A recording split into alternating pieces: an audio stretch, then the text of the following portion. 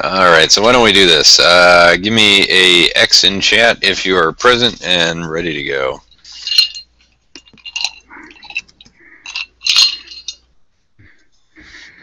Alright, that looks like everybody. So, fantastic. We'll go ahead and get things started off. First and foremost, thank you guys all for signing up to come out and play.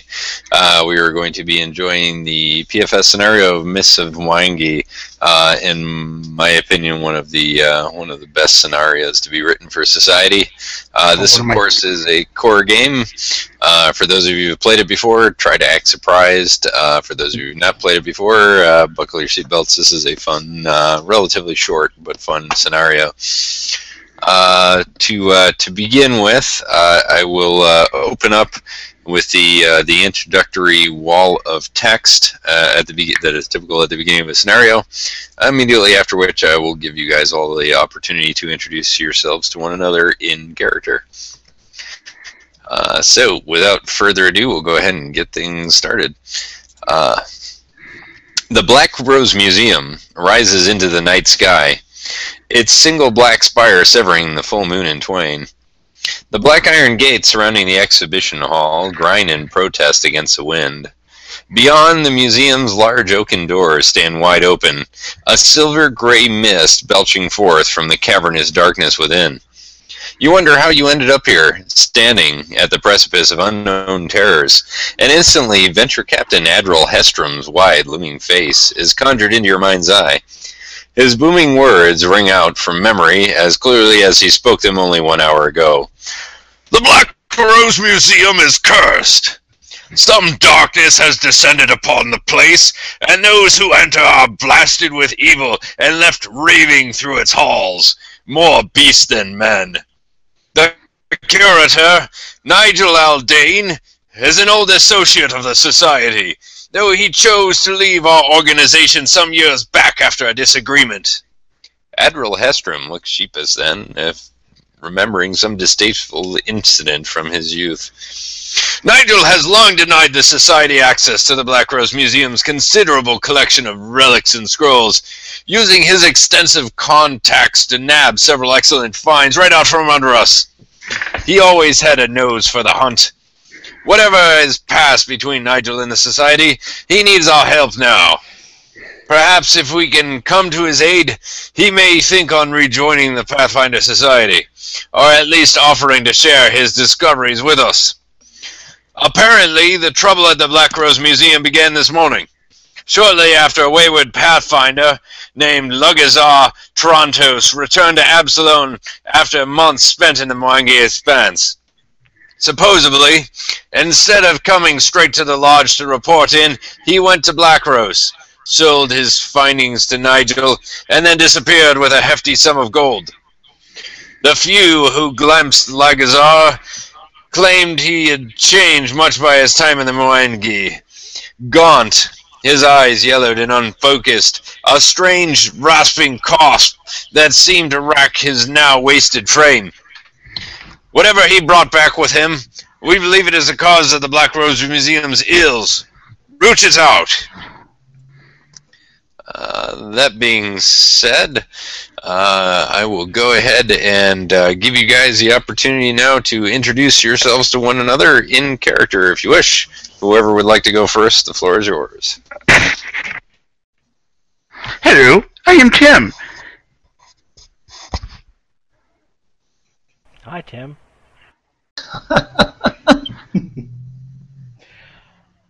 Name's Altor. Hello. My name is Theon. I am a cleric of Shellin. I'm here to share with you the love of Shellin. That is all. Okay, I'll go next. Before you stands a dwarf in scale mail carrying a war axe and a heavy shield. Me name's Eric Stonescale. As you can see, I'm a dwarf, so you can rest easy knowing I won't let you die. There ain't a place I've ever been where I was afraid to go, and if your nerves get the better of you, just stay behind me heavy round shield. I named her Helga, after me bearded beauty back home. After a moment of staring at a shield, he adds, Oh, and I've got plenty of food and drink to share if you get hungry. Yep, I'm the total package.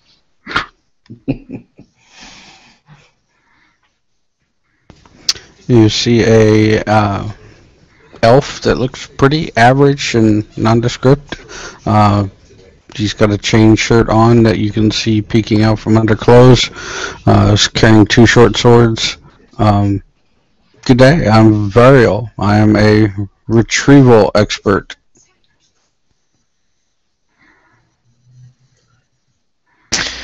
Excellent. I think that's the entirety of the party. All one and all experienced and established pathfinders. At this point in time, I will give you guys a temporary moment to see if you have any knowledge checks that might give you some precious information as to what you might be dealing with. Unfortunately, due to the nature of your current assignment, you had precious little time to acquaint yourself to further details by scouring around the city. If somebody has knowledge history or knowledge local or gather information. I just rolled a 29 on history. Oh my God. Alright, so with a critical history roll, I will tell you this. Tim, you recall the following information that might be historically relevant. Much of the Mwangi's darkest interior is ruled by a demon lord named Agazan, who is described in ancient texts as a thing of primordial darkness, a foul-breathed demon who grunts prophecies of blood to apes and madmen. The jungle is his beating heart.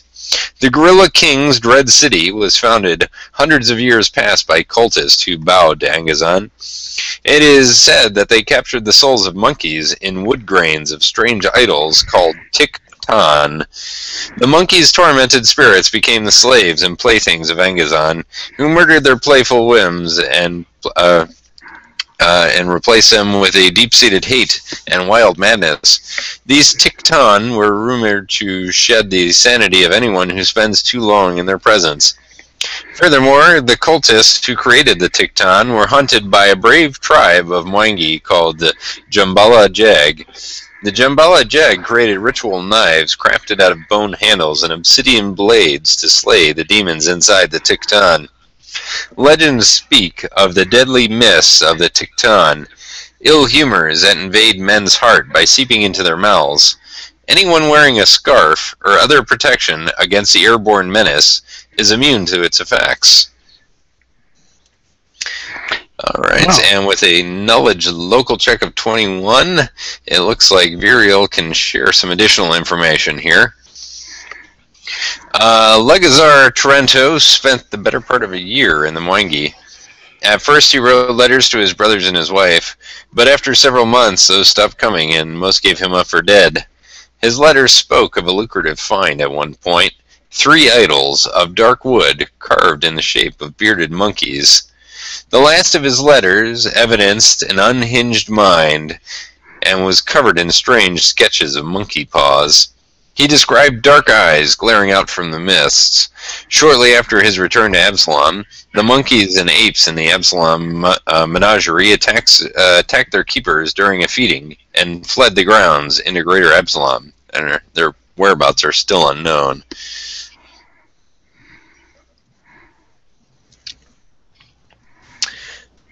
All right. Furthermore, some of you might be aware of the Black Rose Museum as a result of prior experience with the museum or just local hearsay or knowledge.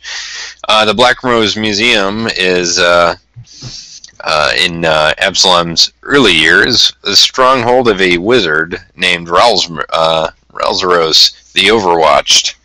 The building was supposedly carved out of solid block of volcanic stone, utilizing dark powers that some say were granted to him by his patrons that were alien and unscrupulous. He gained infamy as a mad astrologer, building the currently north wing of the building as a giant observatory through which he studied distant worlds, and some say by which distant worlds studied him back in turn. Rumors speak of a duel between him and another budding mage in the early days of Absalom by the name of Beldrin. Following the duel, Ralzaros was presumed dead or missing. However, further rumors abounded that Beldrin had nothing to do with the disappearance of Ralzaros, and that Ralzaros rather instead was taken by those alien and strange intellects that he had so fitfully studied and emulated. Many years later, the building was bought by the Blackrose family, who were renowned not only for their tremendous wealth and propensity for curing very strange and precious artifacts, as they are for the propensity to deliver beautiful daughters within their ranks. If an individual is to marry a Blackrose woman, that individual must pay a healthy tithe to the family, as well as allow that woman and all children born by her to retain the Blackrose family name, therefore increasing the reach and influence of the Blackrose family.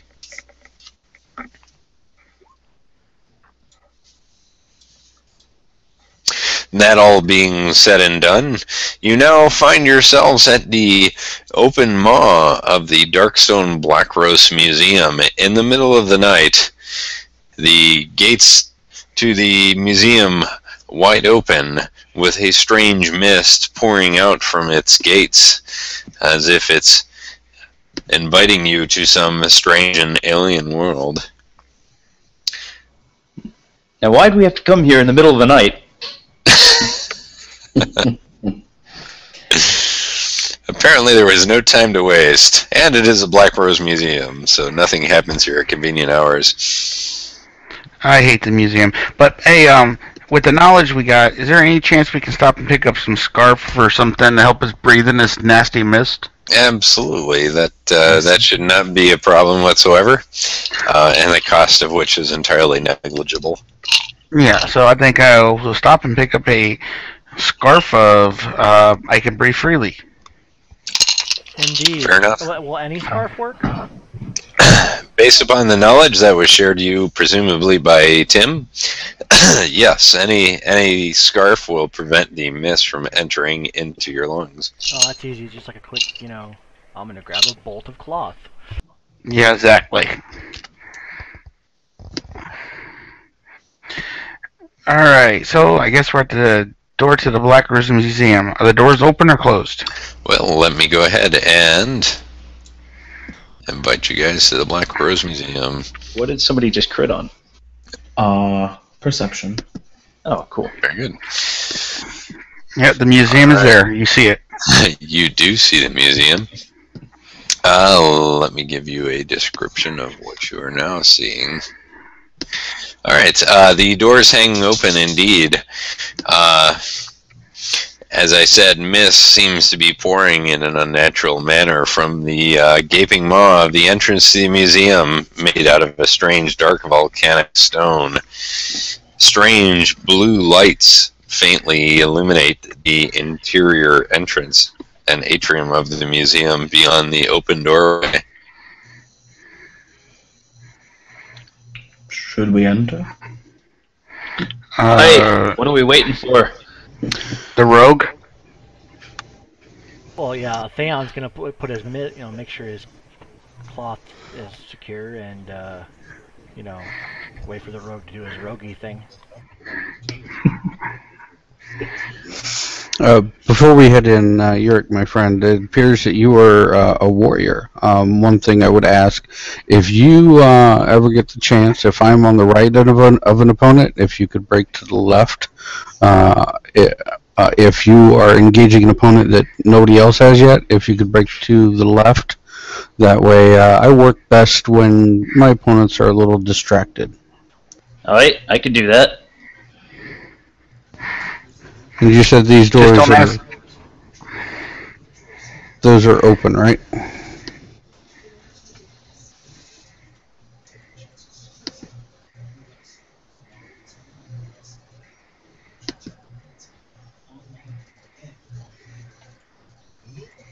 The front two doors are open?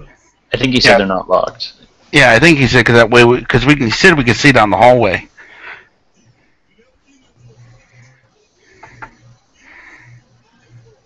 Well, Mike? I'm not going to go first. I mean, seriously. Hey, dude, I'm the wizard. I'm not going first. Ditto. Somebody's covering their mouth with a I'll go dirty in piece there. of sack, huh? Looks like the GM dropped. Did he? From voice, at least. Yeah, he'll probably be back. Oh, let's give him a link. We are leaderless.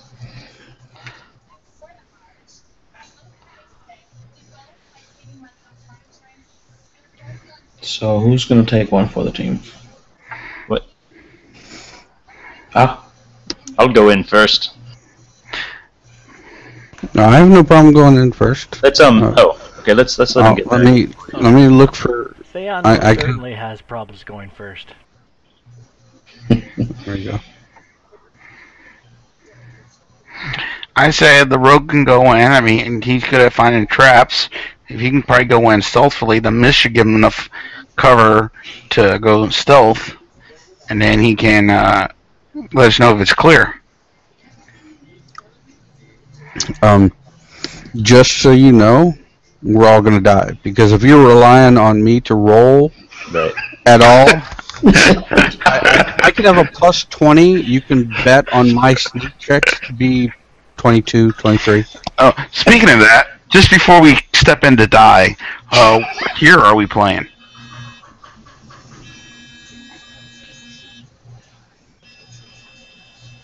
We're playing low tier, guys. Whew, thank you.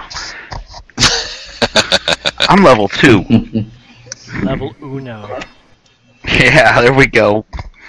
We're very clearly a low tier table. This is primary level 1 characters. Okay.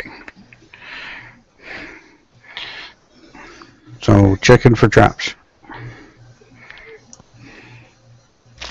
You detecting traps as you enter into the building. Oi, lad! It's a public museum.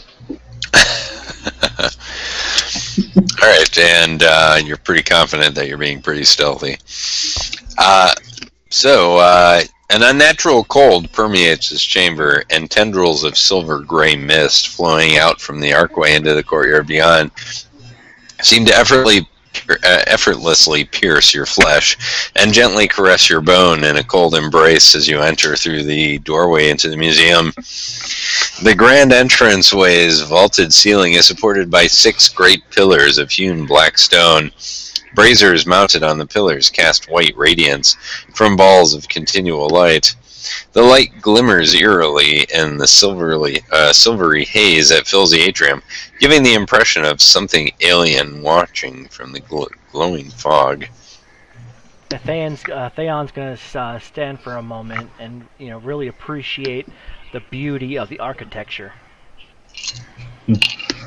Yeah, Urk will do that. Half orc, cleric of Shellin. Makes sense to me. All right, there appears to be a hallway stretching into the fog ahead of you. Isn't Shellin the art deity? Yepers. Yep, goddess of love, beauty, and luck. But he's a half orc. So beauty is not in the skin, or beauty transcends. in the eye of the beholder, let me say. Yeah. Say that in your half orc voice. Showing says beauty transcends race. Awesome. Jalen would approve. What's the lighting like in this hallway? The lighting is dim primarily as a result of the omnipresent and strange fog in this building. Based on what I heard before, it sounds like everybody is wearing a mask of some sort of cloth, correct? Correct. And dark. Yes. All right, great. Well, dark vision, even standard vision, there is no vision issues here. It's just things are partially obscured just due to the nature of the mist. It is very cloudy. That is about all. Want to try that door first? Yeah. Very good. Above that door, there is a placard that reads, "The Honored Dead," in blood red calligraphy. Do we have an idea of the layout of the museum? Because I know we were supposed to find the caretaker, I believe. Mm-hmm. Do we know where his office is located by any chance? You believe his office is very likely off of one of these offshoots of the main hall. All right. So we're stacked to go into top. So I say let's go top. And the rogue does not detect any traps. And then quietly open the door. All right. The door does not appear to be locked either. The door swings open somewhat silently, and revealing an ominous scene before you. What's in there? Can I see? And the room ahead of you are exhibits on the funerary traditions of several civilizations, along with preserved corpses arrayed in grim stillness. Hold on one moment, let me just skip ahead to where I read this. Here we go. Yes. The mists here congeal into a thick and silvery fog that cools the lungs. A giant warrior looms from the haze, his arms crossed at his chest, his helm solemn and still. Beyond lie sarcophagi of varied designs, and a few glass cases wherein withered dead are held upright by rods and string, grim exhibits of long-dead citizens whose fallen empires were erased by an age past. Can we tell where this standing guy is located? So I get an idea of what's where. Sure. That would be that sarcophagi over there. The one closest to you. Do we go in? Yeah. Yeah. Yeah, let's do it.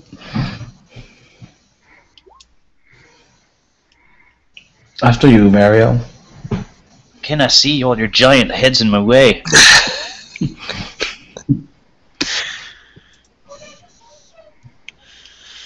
All right.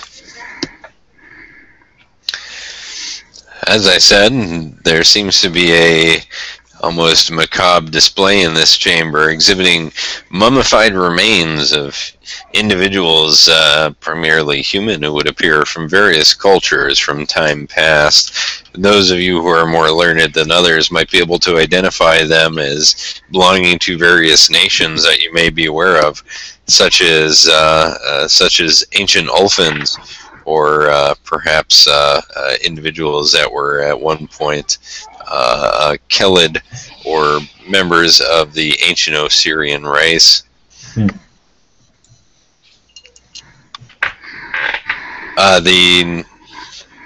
The museum is in the middle of Absalom. All right, and at this point, your perception is not going to do you anything good. But Muriel, you reaching that point, something rather astonishing and unpleasant happens. Several of the exhibits come crashing apart as glass shatters and sarcophagus explodes open, as several of the entombed remains come to life with malicious intent. Oh, well, I didn't remember that part. All right, everybody, go ahead and roll initiative for me here. Are these undead? They appear to not be living.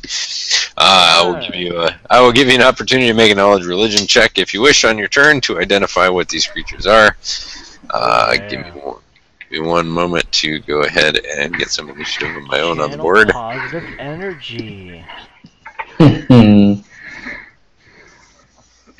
All right.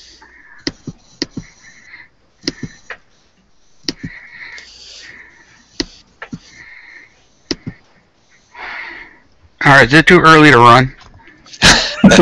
It's never too early to run. Who's that? Right. I like them. Alright, so I'm taking, this is the armored guy right here, you said? Oh, I will, that was the big warrior with the arms crossed in front of you when you walked in the room, the hulking warrior. I will give you a description in just 1 second. Let me just get initiative. Unfortunately, they've got everybody with a different set of stats, so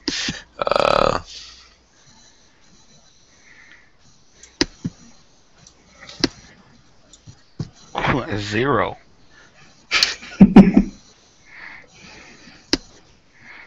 At least it's not negative.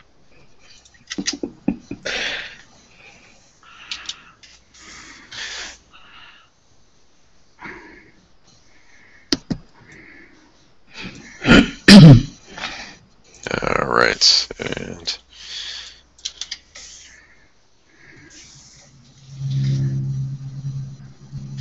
all right. So we'll go ahead and kick things off. Some of the undead are going to be acting first. To give you a quick description around the room, the one closest to where you entered appears to be of Kella descent. It is a hulking individual who is almost entirely bereft of any kind of flesh and is mostly skeletal. That would be this fella. The one right above him appears to be, let's see here, a mummified Osirian remains with a jeweled scarab on its chest, covered in strange wrappings, and additionally wearing a bizarre headdress. Another one to the north of that appears to be an armored warrior of some long dead empire, clad in heavily discolored bronze plates and a helm. And then last of which, to the northeast, is a let's see here, an emaciated corpse wrapped in rotten silks, holding a silvered Kadiran scimitar in a bony fist.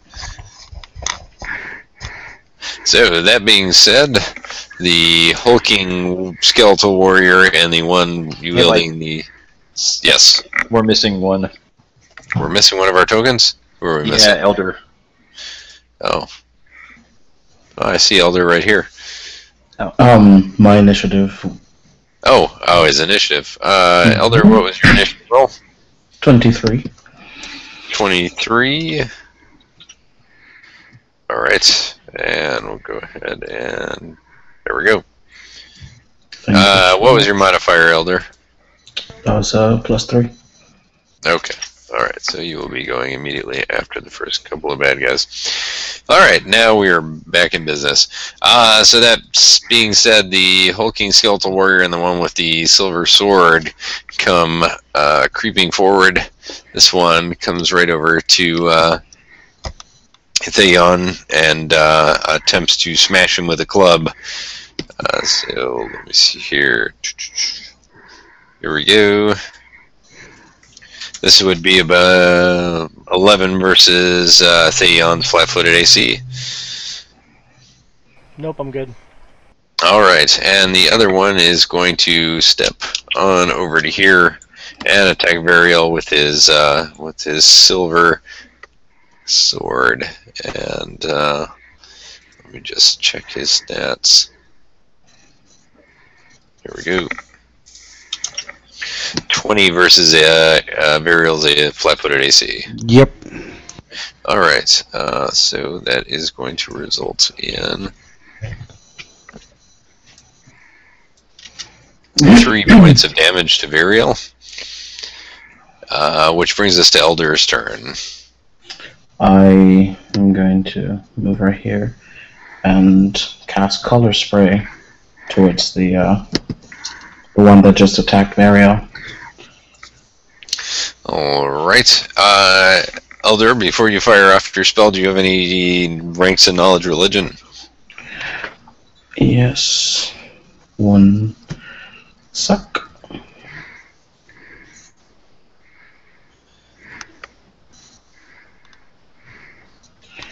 Alright, let's do it. Darn it. 7. Something.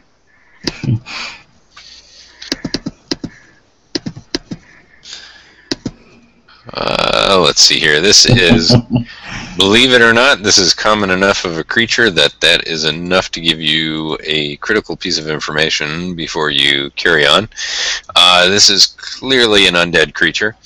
If you had to guess, you would assume this is some variant of skeleton. Additionally, you know that most undead, including skeletons, have an immunity to all mind-affecting effects, such as charms, compulsions, patterns, phantasms, etc. Color spray might not be a wise choice of action. Very well. I'll just do acid dart towards him for. Very well. Does everybody else have some initiative macro on their screen? Yeah. Generally, if you've got the email he sent you, you can copy it and switch the X's for your initiative. Put it in the macro, and then on the macro, there's a button for mark as token object. When you do that, if you click on your token, it'll show up on the top left of your screen as in it. No, I'm talking, but I see one right in the middle of the screen. It's not mine. I just put it. I wrote it there for Elder so he could get the macro. I can get rid of it. Oh, okay. I was just wondering. I see. Thank you guys. Sorry for that. No. I just was wondering if it was just me. What are you talking about? I didn't see anything. Crazy. All right. Elder, is that 16 versus his touch? Yeah.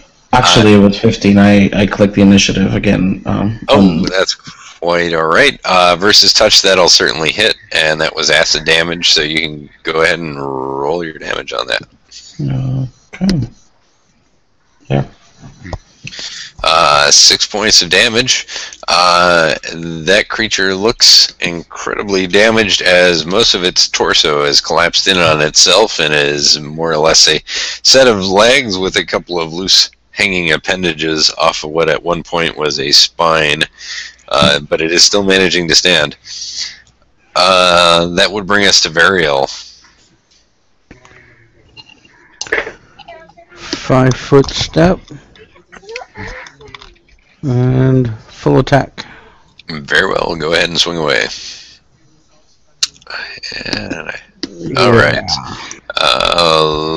Let me check this because that might have hit. See my totally awesome sword work? Clearly the mist had gotten in your eyes. No. There was a fly buzzing around, and it was more important that I show off and cut that fly in half. Right. But you get points for style, which is all that counts.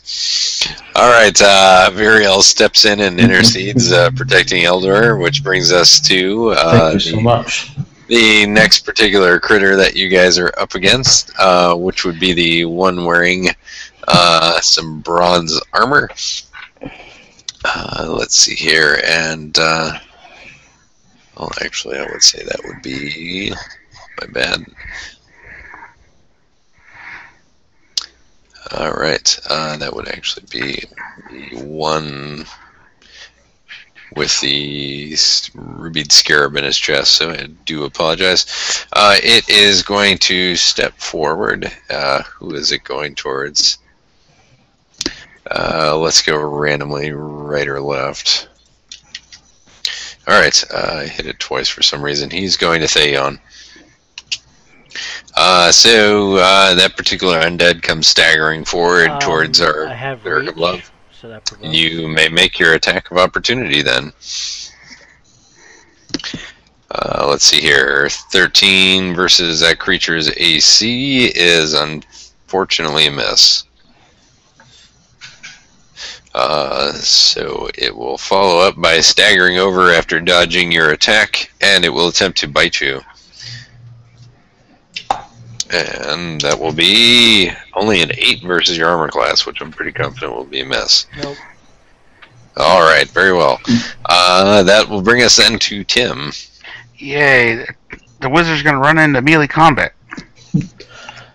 Not quite, but close. Alright, I'm moving. Well, I want to move. Not that button. There we go.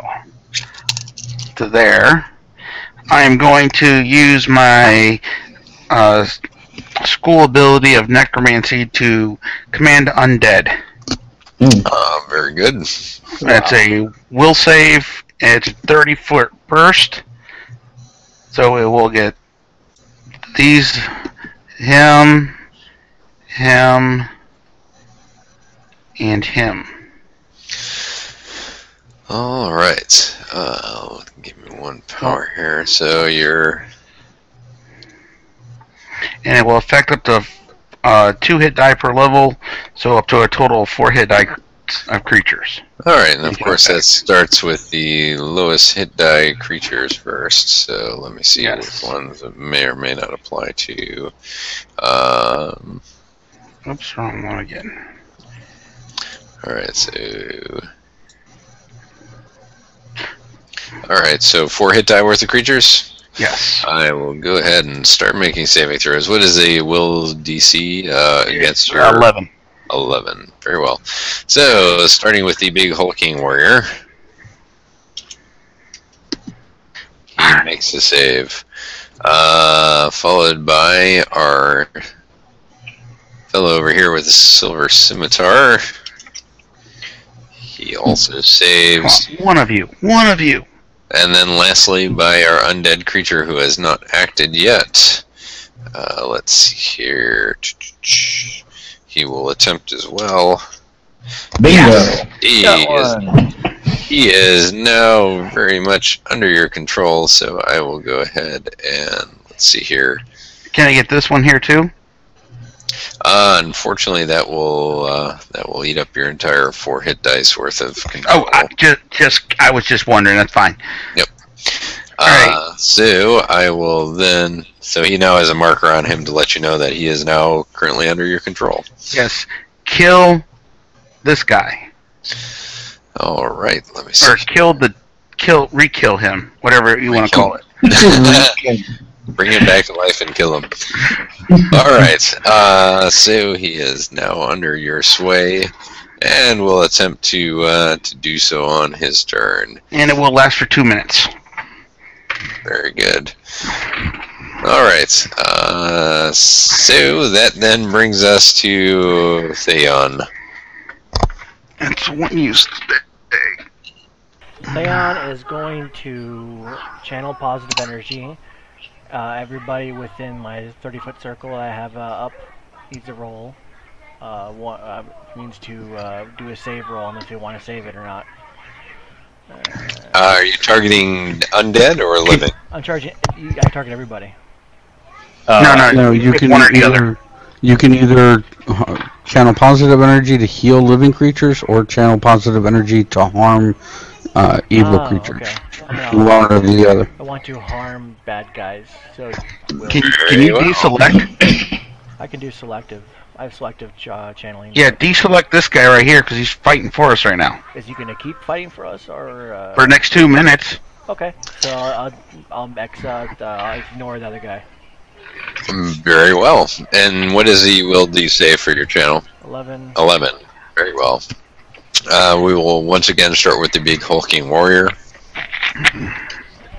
He saves for half damage, followed by the one with the silver sword.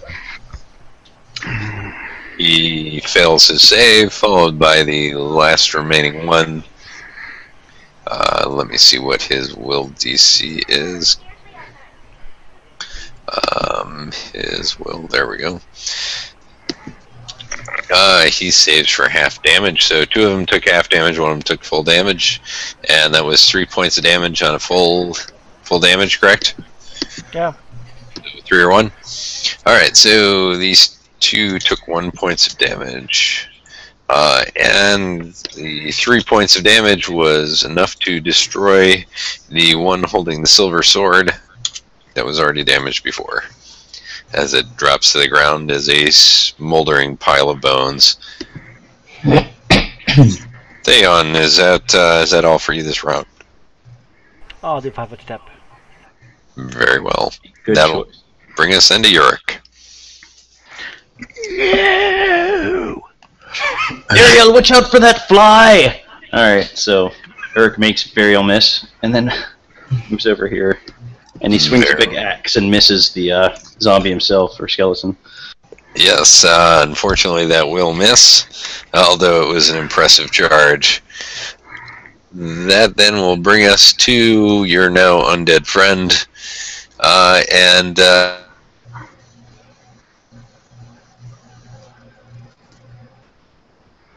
Did we just lose him again? Seems like that.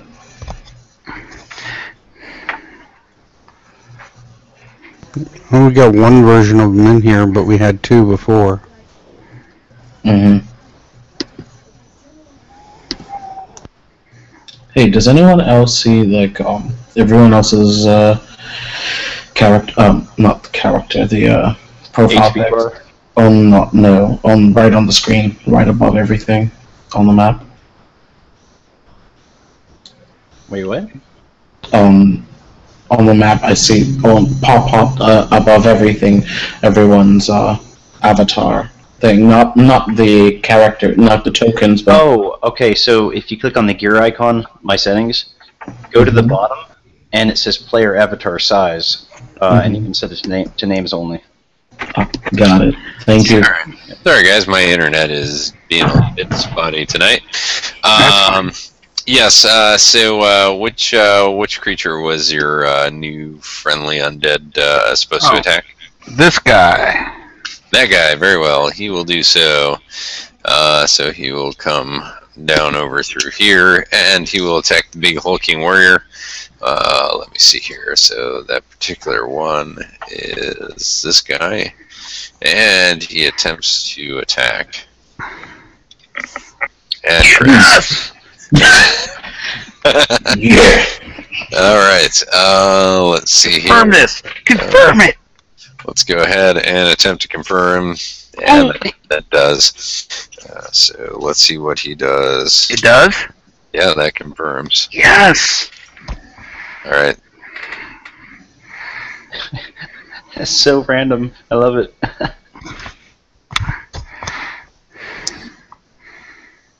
That's so much damage.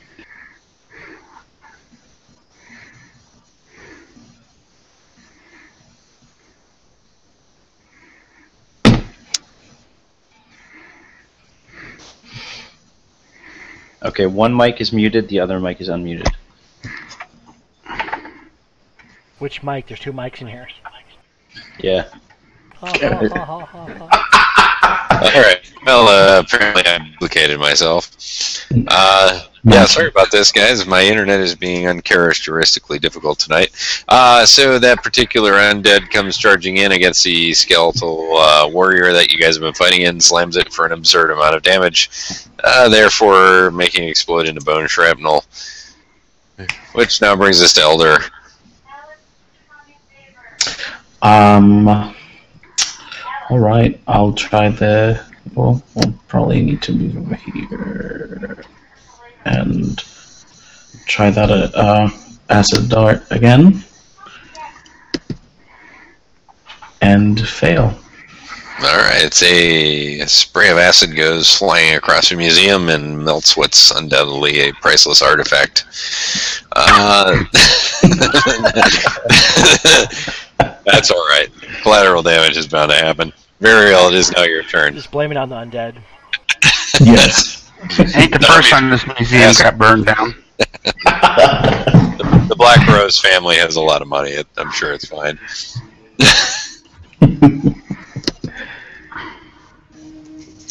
Varial, you're up. And then I'll get one attack, and can you sneak undead? Yes. Yes. But I think Theon has a reach weapon, so he won't get flank. Does Theon have any way to threaten squares adjacent to him? No. Not All right. I threatened the friendly guy. Unfortunately, you have to be threatening the square the creature's in to have the flank, so... Yeah, I know. Varial, unfortunately, you are not in a flank there. Okay. I didn't know you had a reach. That's alright. So that would be just a... Okay.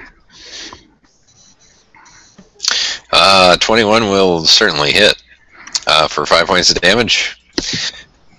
Let me check something here. Alright, 5 points. Very well. diseased and mostly rotten and partially mummified organs start spilling out from the abdomen of this creature as you split it open, which now brings us to its turn. It turns and gives you a rather unpleasant look through vacant eye sockets and proceeds to attempt to claw viciously at you with its bare hands, followed by a bite attack. So, let's see here. So, bite followed by 2 claw attacks. All misrolled. I infected you. Apparently the rogue is just far too slippery. That'll then bring us to Tim. Yeah, I'm gonna do something I should have done when we walked in this place. I'm gonna cast Mage Armor myself. Probably a wise idea. Very well. Oh, and then I'm gonna move right there. I thought you were going to say burn down the museum. All right, so that brings us to Theon.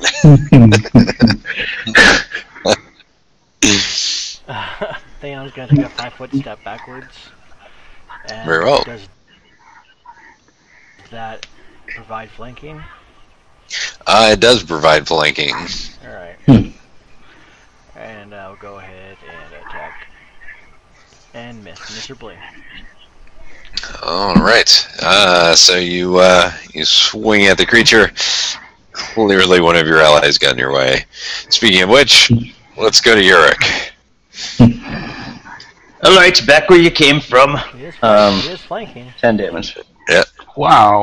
Yeah, you are flanking. Not that you needed it on that attack. So Yurik lays into it with his axe, and the undead creature explodes into gore,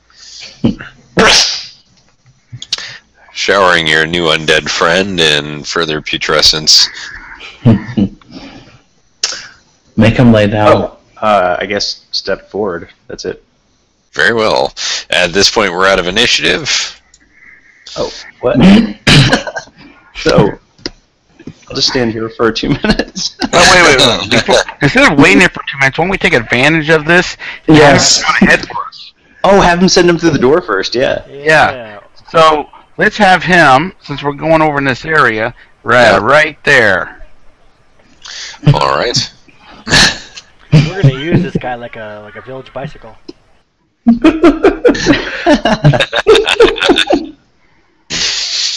All right.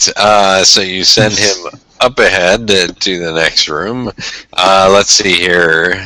There appears to be a rather simple door here that is devoid of any kind of writing above the door. If you're not going to make any attempts to stop him, you're No, send him right on through. undead goes Leroy Zombie. Boy, can you make him dance? Could, but that will waste time. All right, so you're. I'm going to follow him. I think we're going to follow him in, yeah, so. Aside from any requests for the thriller dance, he goes ahead with your suggested plan of action. And barrels into the room, revealing a relatively small chamber. Let's see here. Beyond which is another chamber also filled with this strange mist. Beyond which, as you enter the room, you find a few desks, 3 locked chests, and a locked standing cabinet that are in this small area along the wall facing the West Exhibit Hall.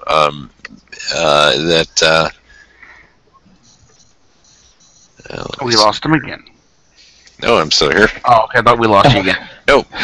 Alright, let's see here. The door to this chamber was once a pane of expensive frosted glass, which now lies broken shards upon the floor. Within, several desks lie overturned, papers in disarray, and chairs smashed into kindling. A sturdy steel cabinet sits against the back wall, its doors much battered and dented. The mist here rolls near the floor and ceiling, creating a strange patch visibly stretching from knee-height to a few feet overhead. The smoky tendrils flow up and down the walls unnaturally, and savage visages swirl to life, fanged mouths open agape before dissolving into the mist once more. I need everybody to please make me a perception check as you are now entering into this chamber. Oh boy, I'm too busy watching the skeleton. No. I believe Theon might have caught on to this. All right. Yes. So, yeah. Theon, you hear the faint sounds of whimpering coming from the far end of this chamber. Oh, let's go investigate. Send the walker first. There is Yep. there is Wolverine. All right. Your undead friend goes boldly into the room, and just so you're aware, it's been about a minute, perhaps a bit over. Don't kill anything yet. I want to kill him. Yeah, yes. Do that soon. Have them go open the other door. Oh, I will, but Oh, all right. who's So whimpering? we don't see anything other than that noise. Why don't I send somebody other than the skeleton over Yeah, to find out what the whimpering is? Okay, I'll go over here. Yeah, a large standing steel cabinet. You hear faint whimpering. So have the skeleton run over to this door over here and start barreling in there. No, one thing at a time. Yeah, I'm even though that's how much fun that sounds, I have to agree one at a time. Very well. We go to investigate that particular doorway, and let's see here. Wait, what's in the chest that's whimpering? There is a. It is not the chest. There is a. Let's see here. There is a standing steel cabinet. Yes, it's about a 6 foot tall cabinet standing against the back wall. Its doors are battered and dented. As you approach, what you failed to notice, hidden in the mist up above you, was two humanoid shapes. Oh, come on. Dang it. Oh god. Yeah, they got like a plus 20 hide in this thing. It's ridiculous. Oh, They drop from the ceiling above you. They appear to be a strange mix between portly, out-of-shape desk clerks and half-ape. Their maws are filled with pointed canine-like teeth, their fingers sharpened to dagger-like ends. However, they are dressed in rather upscale clothing with portly bellies as they come diving at you from the ceiling above. yes. Let's go ahead and roll initiative, although they will get a surprise round on you guys. Oh, yeah, just like my perception check. Oh god. Can we try? Do these people look like desk clerks? You said. They appear. They look like they could be desk clerks, other than the fact that they're very clearly partially All right. monsters. in appearance. Remembering back from my knowledge check earlier, this mist has been known to cause side effects to people who breathe it in. So maybe we shouldn't necessarily kill them. I have stabilized, so if we knock them out, then we can stabilize them. Now I'm okay with that. I mean, if we can not completely Overkill. cut them in half. Yeah. Okay. Don't kill the undead. Don't kill the living. What are we going to kill? I could tell you that, but that would be like metagame. All right, so Elder Yeah, we disappeared. can do some serious damage to them, but we can just gotta stabilize. Yeah. Oh, there he is. All right, I'm going to add you, Eldor, with a 20. All right, so I'm going to set initiative here. I'm also going to add your undead man. friend here. It was at the top. What happened? Is critical. Fail energy. All right, and this is a surprise round, so unfortunately the monstrous desk clerks get the jump on you guys. Let's see here. One of them drops down from the ceiling, takes a 5 foot step, and attacks your undead buddy. Yeah, sure. The other one drops down right here and will attack, we're going to say Eldur, as he is right adjacent to him. So we'll start off with the attack again, your undead friend. Eldur, you're a wizard, right? I am. Sorry. Zombie Dave, no! It's not a D&D wizard. Alright, so let me pull up the stats for these particular guys. Okay, so... he misses a zombie, and the attack versus Eldur, potential critical. So let me go ahead and roll to confirm. 6, I'm confident will not confirm a critical, even flat-footed on a wizard. So Eldur will instead only take 3 points of damage, as the portly fellow with the monstrous teeth and claws viciously slams you.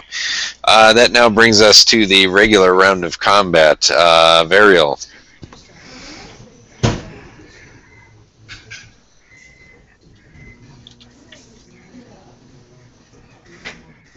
You made your stealth check. And attack.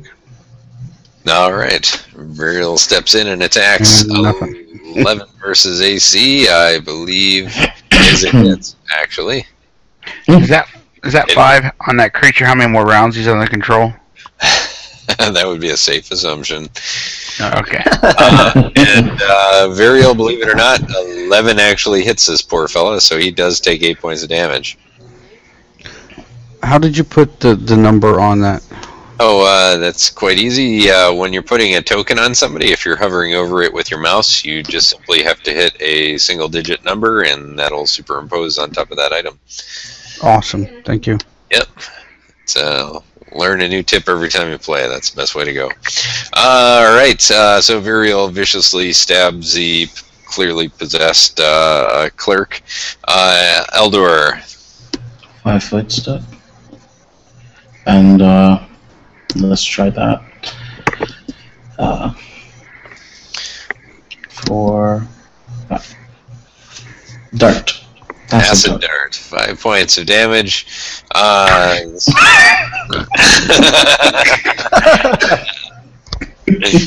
a whole lot of status effects. Alright, so, yes, Eldur sprays that poor fellow with a bolt of acid. He now looks like he is on the verge of collapsing, as there is a massive burnt acid hole through the left side of his chest. Burnt what? Asshole through his chest. Asshole, yes. That's Mel's magic asshole. That brings us to your assailants, the one of which will now attack Theon with wild abandon as he wails wildly like some kind of inhuman beast. 8 versus AC, I'm sure, is a miss, and unfortunately for him, he then immediately collapses on the floor and begins twitching. The other one over here continues to attack your zombie friend and misses horridly. That then brings us to Theon. I'm going to bend down and touch one of the guys, his body part somewhere, and be like, you know, Shellin is not done with you, and then I'm going to cast Stabilize. Very well, he is now stabilized. And that a 5-foot step. Very well. That'll then bring us to Tim. Yay, Timmy. Alright, what to do. Let's do this. I'm going to move here, and I'm going to hand over... I can't do that. Never mind. That won't work. Shoot. You don't have days? No, please. Just hit him with your staff. Yeah, right. I'm trying to hit myself. Alright, know that. You know what? Let's do this. I was right here where I was. I'm a brave wizard. 5, 10, 15, 20, 20. Yeah. That So kind of- right here, Fast forward. I'm going to do a melee touch attack, Yeah. which I know is not going to hit, but I give it a shot anyway. I'm going to do grave touch on him. All right. I'm assuming you casted before you moved Yes, of to course. save yourself a second opportunity. Yes, Very of well. course. Very well. Go ahead And- and make your touch attacks. Yeah, this is going to. 14 Oh! I'm pretty. Yes, that will hit. Oh, let me look up. I never actually thought this would hit. I didn't even look up and see what it does yet.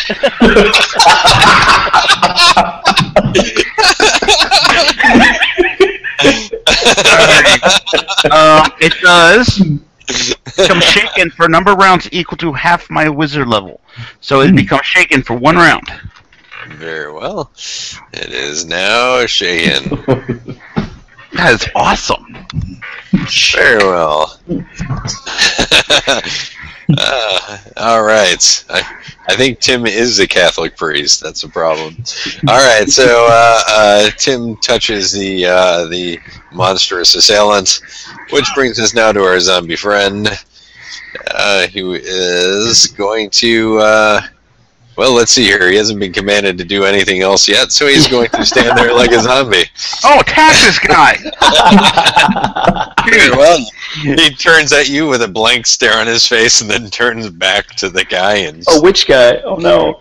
attempts to, well, the only other person adjacent to him in that area would be Tim, so that even a zombie can understand that logic. So it will instead attack the assailant that Tim just touched, because 14 Please don't kill him. Please don't kill him. AC actually hits.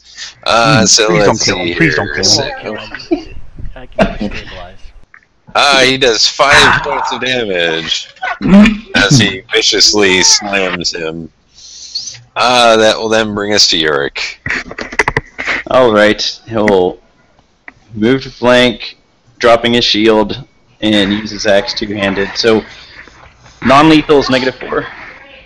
Non-lethal is -4 unless you're using a sap or you have some other ability to allow you to do so. No, subtract 2 from whatever this is. Very well. 13. 13 versus his AC, I think will hit. Yes, it will. And strength and a half will be 10 damage instead of 8. Wow. Alright, he drops to the floor unconscious. Alright, let's tie these people up. Let's kill the zombie Yeah. first. Does anyone have rope? Hang on, let me try to command him again when he turns first. Very well. I will go ahead and fast forward to when he turns, and you've got a ready to action to Command undead. Command undead. Go ahead and make a check. You gotta make a will save. No. Let's see here. So his save, Miguel, that still would have dropped him unconscious, so we're good. Let's see here. Will save. Yes. Let's see here. DC 11. Boom. Alright, kill him. Well, roars in defiance. Oh, wait a minute. Sorry, hold on. I skipped a few people forward and moved Tim back to immediately proceeding there. All right, there we go. So the zombie roars in defiance and turns around and will attack. Oh, unfortunately, poor Varial was right adjacent to him. So he will turn around and slash at you with his slam attack. So 14 versus your AC, Varial. Yes. Very well, Yurik. Can we kill him now? Yes. 13. Oh, 15 flanking. 15 will hit. Okay, 9. 9 points of damage versus that particular creature. He is still standing. And what kind of weapon are you using? An axe? Slashing, correct? yeah. All right, very good. So that seems to do what you wanted it to do. It is a zombie. If you know what zombies are capable of, your character probably does know too. Variel, your turn. Full attack. I'm getting flank, right? You are getting flank. Zurich is now standing over the unconscious 8-man on the floor. 19 to 21 both hit for a total of 11 points of damage. And what kind of weapon are you using? They are short swords, so they're piercing. The sneak attack. Very well. Yes, you do get sneak attack damage on both attacks. There you go. So, an additional 260. That is actually enough to kill it. Nice job. So, Muriel completely disembowels it, and that takes us out of initiative, and there is a couple of unconscious fellas that look half ape and half man lying on the floor, kind of like a bad play version of Planet of the Apes. Urk will immediately start going through all their belongings, and as he looks around the group, he says, "What? I'm looking for identification." Alright, why don't somebody tie him up and I'll do detect magic. Very well. Detect magic. In the middle of the room so I can see everything. Yes.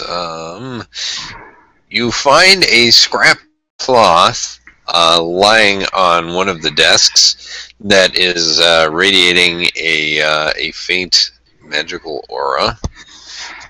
Additionally, at this point, everybody can hear some panicked hyperventilating coming from inside the metal cabinet. 19 spellcraft on that paper. Very well. Yeah, hyperventilating. What about the paper? yeah. I'm not the clerk. I don't worry about people hyperventilating. Very well. Yes, this appears to be some kind of magical script as you examine the cloth.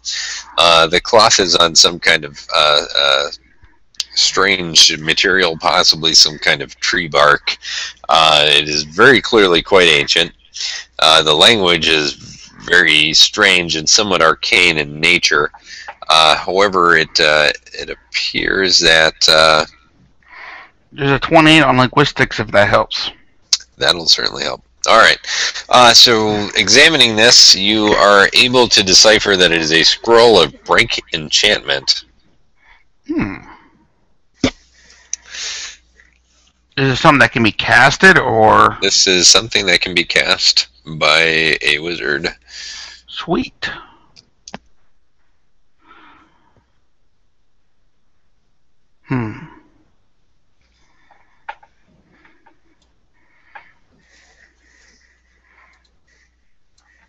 Hello? Yes? Okay. It went silent as I was wondering. I was just waiting for somebody else to declare they're doing something. Well, is somebody going to check that that thing out? That noise? Sense motive. Oh, wait, let me roll it. Oh, never mind. Whatever they're hyperventilating about, you don't believe that they're being dishonest. Hey, who's in there? As you begin to examine the cabinet, you begin to hear hoarse screaming coming from within the cabinet. Oh my gosh! Well, that's the first time we've heard screams since we've been here. Everything else has been like. So, Well, there's two scenarios. Either it's somebody that's good that's hiding from harm, in which case we can leave it there because it's not going to get hurt, or it's something that wants to harm us, in which case we can leave it there because it's not somewhere to harm us. yeah, but don't forget, we are looking for a guy. Oi, calm down. We've chopped all the enemies up into little tiny bloody bits.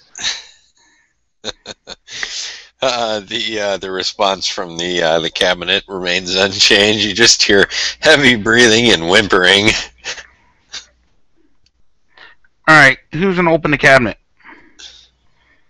I nominate the big strong fighter. Okay. I'll do it. I'll do it. Oh, okay, go ahead. Yeah, I'm opening. All right. You find that the cabinet doors are locked. You'll need a strength check. I'm not big mighty dwarven fighter guy. Can I pick it? Let's see here. Can you? Oh my gosh! No. Awesome. I step away. Let's see here. Yeah, you can use a disable device check. Ooh, can I do Bernie hands on it? No. Don't burn them. Perhaps the rogue can pick the lock. Just break it. There's probably a guy holding it closed. Ariel, get him out. Calm him down. Break the lock. I had to make sure I had. So, wait, here, what type of cabinet is it? It appears to be made out of iron. Iron? Cool. I'm going to come right stand next to it, behind it, and with my quarterstaff start banging on it really loudly. No, don't do that. Nope. Just hit on the locker. No, stop it. Oh God! Open the damn thing. Stop! Oh God! Alright, I'm going to come over here, so whatever's in here decides to run out, you got to go through me. All right. It won't be that hard. Varial, your macro is either wrong or if you're asking permission to disable device roll, go ahead. My macro is wrong. Try. Take 10.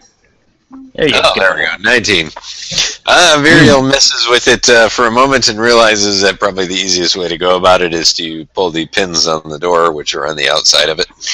And a moment later, the doors fall straight off the face of the cabinet, revealing a rather portly man wearing rather well-to-do clothing with a mostly balding head and a pair of broken spectacles halfway hanging off of his face, cowering inside the cabinet. Oh God, don't hurt me! Shut up, who are you? Who's that guy we're looking for? What's his name again? You are looking for Aldane. Are you Aldane? No! No, God, no. Are you going to eat me? You're not blubbering like apes. Please don't eat me. Who are you? I am rather hungry. No, God! Well, lad, we're with the Pathfinders. Does anybody have diplomacy? You know what Pathfinders are. My name is Saldak. Alright, knowledge local on this guy. Certainly, go ahead and roll it. 20. Very well. You know that Saldak is actually one of the scribes employed by the museum, or by the, particularly by the Black Rose family as one of the scribes here at the museum. He, above and beyond that, he's not really a man of note that you've ever been aware of. Alright, so what happened? Oh gosh! The offices are suddenly flooded with a strange mist early this morning. The tendrils that seemed to pour down Cardenek and Yanis's throats. Mere moments later, they went stark mad and they beat Milgan to a pulp. Oh goodness! Oh, by the gods, I only saved my own arse by locking myself inside this cabinet while Milgan was beaten to death. Oh my gosh. It's not funny, but it is. Okay, where is Aldane? Nigel Aldane, he was taking stock this morning in the southern chambers. Oh, goodness, I have not seen him. I've not seen anything. Oh, I've been in here screaming for help for hours. I have no idea what happened to him. Can we just knock him out? No. Let him go. No, really. Okay. This guy's annoying. Eric's I gonna agree. stand That's why guard. let's kick him out of the museum. You want to leave? Yes. Oh God. Then go. Why are you still here? Oh gosh. Oh, God. He takes off running across the room. Blasted. You hear his whimpering. Smack him with my boot as he runs out. Oh, he's not walking. He's clearly running at this point. Alright, so shall we continue on to the next room? You additionally Yes. find that there is now a wet trail in his wake. Alright. Did we tie these guys up by any chance, the two? Oh, Or- no. No, we didn't. At this point, they're just lying unconscious on the floor. Yeah, I know, but Yes. I don't want them to come back to wake and come after us. Who has the survival skill? I want to know what the wet stuff is. Why don't you take it and find out? What? Who Do you have a a light? rope?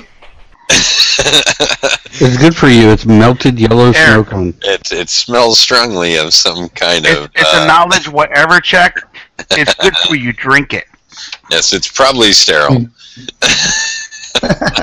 Alright, Very clear this man vacated his bowels on his way out. I'm gonna go back into this Watch main your room step. and go back in this main room over here and do a detect magic. Oh, very well. See if we can Searching bring that anything. chamber, absolutely. Let's see here. Yes, something does radiate with magic. You see that there is a corpse in this room that did not animate and attack you. The body looks mostly preserved and mummified in dried mud, and appears to be of Mwangi descent.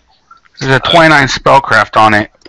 Very well. What it appears to be glowing is a bone-handed kukri knife with a jade-carved blade. With that particular roll, you are able to identify the kukri as being a Jimbala Jeg tribe knife. It has it's been infused with a special ability that allows it to be particularly effective at destroying Tiktan idols. Interesting. That might be useful. Does anybody particularly want it? Because this thing's like starting to hurt my hand by holding it. Is it a knife or is it a It's a slab? kukri. It's a kukri. I can't even remember what that is. It's a type of It's knife. Little bent, Yeah. it's like a bent knife. I think really the only person right now that's trained in it or proficient in is the fighter. I believe rogues are proficient in kukris. I hope so. No, I don't think so. Variel, you want this thing? I could be wrong though. I don't want it. It's all I know is I'll probably end up cutting myself if I hold it too much longer. Variel.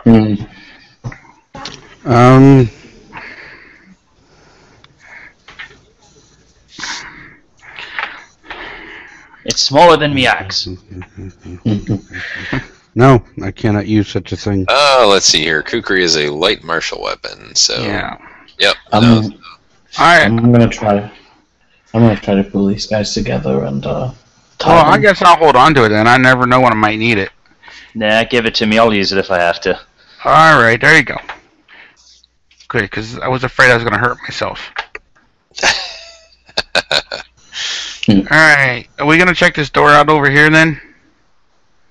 Across the hall? We haven't tied these guys down, which I tried. Why don't we just Didn't throw them in a think locker sense. and lock it? Do Can we it? throw them in the cabinet and lock it? You can, sure. I think we should do that. Mike, is it masterwork or anything like that? Let's see here. Yes, it would be masterwork because it's enchanted. Oh, is it +1? Not specifically, no. Cool, thanks. All right, let's throw those guys in that cabinet, lock it, tie it up, chain it, put handcuffs on it, whatever we need to do. Let me just double check the stats.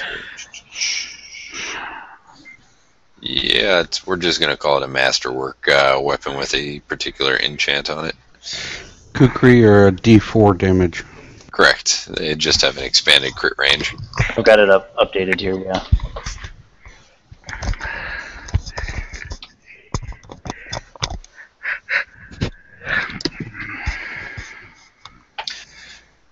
All right. So you guys locked those fellas in the cabinet, is that correct? Yeah, it's a good place for them. Sure. Alright, open sesame. All right. So you open the door, revealing the chamber beyond. Let's go ahead and show you what's there. Hey, I can see. All right.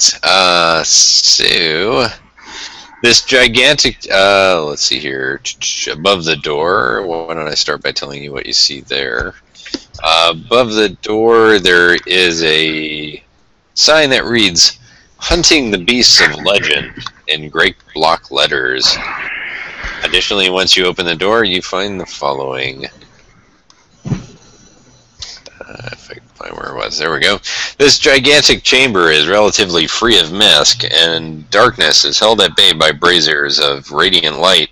Behemoths occupy these halls, great taxidermy nightmares such as two-headed bear, easily taller than an ogre, a great desiccated beetle, its carapace larger than the face of the grand clock tower of Absalom, a massive specimen of chimera, its jaws open in a mock roar, and an assembled skeleton of tyrant lizard. The walls here are studded with strange masks, staves, spears, and other implements of long-forgotten cultures, most likely used in ritual hunts of the beasts preserved within. Yeah. I'm going to make a perception check for Robin Williams. Jumanji. Too soon? There's a rather hairy middle-aged man wearing like, natural fibers. I just now got Night at the Museum, sorry. Oh, there you go. Well, Colonel Custer's here as well. I was thinking more of Jumanji myself. Yeah. That's true. Either one would be applicable. So this room is full of massive taxidermied monsters and all sorts of various implements. Additionally, there are 2 doors that lead from this chamber to the east. I got a perception check higher than 10. All right. At this point, you don't notice anything out of the ordinary. Detect magic? I did a 26 perception check. 26. I'm not even going to try to beat that. With a 26, I'm going to have everybody stop where they are. Oh, no. Hit the brakes. Oh, God. And you're not surprised. Why did you have to go and see something? Why am I so far from him? Alright. I'm sorry. A pair of stony masks that appear to be of Mwangi descent start vibrating, cracking, and dropping chunks of stone off of them to the floor, revealing horrifying faces beneath. The creatures that are revealed appear to be a blackened bat-winged fiend's head. Tentacles suddenly dangle from its chin and scalp, and its fanged mouth hangs agape as they come rushing off the walls through the air at you. Everybody roll initiative. The upside is you are not taken by surprise. Oh, I thought it was me mother. Kind of looks like a dwarf. Alright, and let's see here. Ooh, I don't want to move. Alright. Alright, so I've got everybody here. Tim, you're going to be reacting to this present threat first. What is it? Knowledge planes is what is required. 26. 26. Excellent. You know what these are. Let's see. With a 26, you know that they are called Varguli. And a Varguli, you know 4 things about them. Defenses. Special defenses. They have no special defenses. Okay, spatial attacks. Special attacks. Yes. They have 3 special attacks. I will give you all of them. Number 1, they have an ability called their Kiss. They can kiss a helpless target by making a melee attack against them. And that begins a terrible transformation that changes that creature into a Varguli within 24 hours. Within the first several hours, the victim's hair will fall out, followed immediately by their ears growing into wings, shortly followed by tentacles sprouting from their chin and their scalp, and their teeth becoming long-pointed fangs, and shortly thereafter, their head breaks free of their body and begins floating around. That's awesome. Next special attack, their bite is venomous. If you are bitten by one of these creatures, let's see here. Let's see here. What does their poison do? Bear with me one second.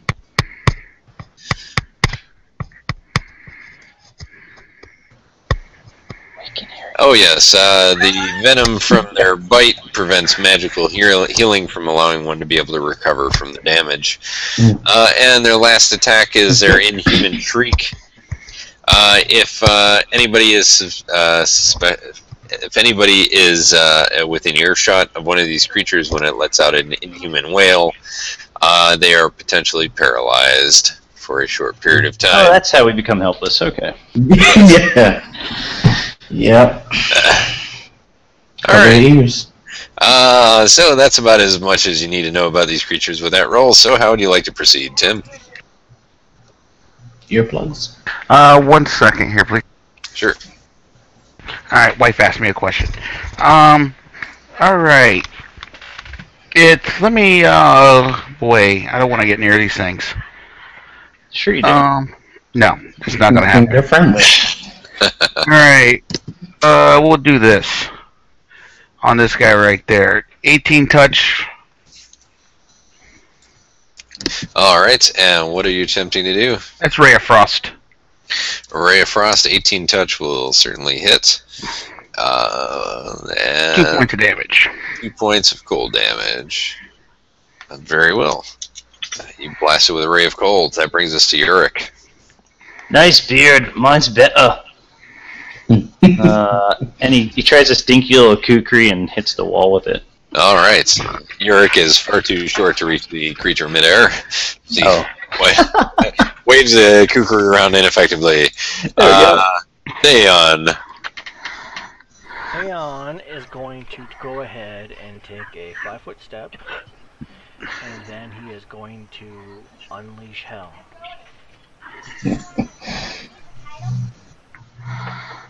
Oh, and just FYI, the ceiling in this chamber is about 15 feet high.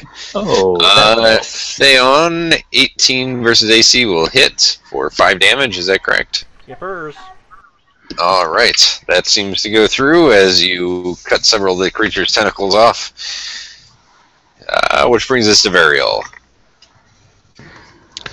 Okay. I'm gonna say Uric, hold him off. 10, 20, 10. Get in there, rogue! Sneak attack.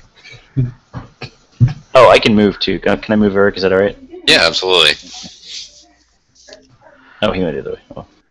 It's a matter of you're a fighter, you're going to be able to handle yourself. Everybody else is Variel, you can not. flank the other one.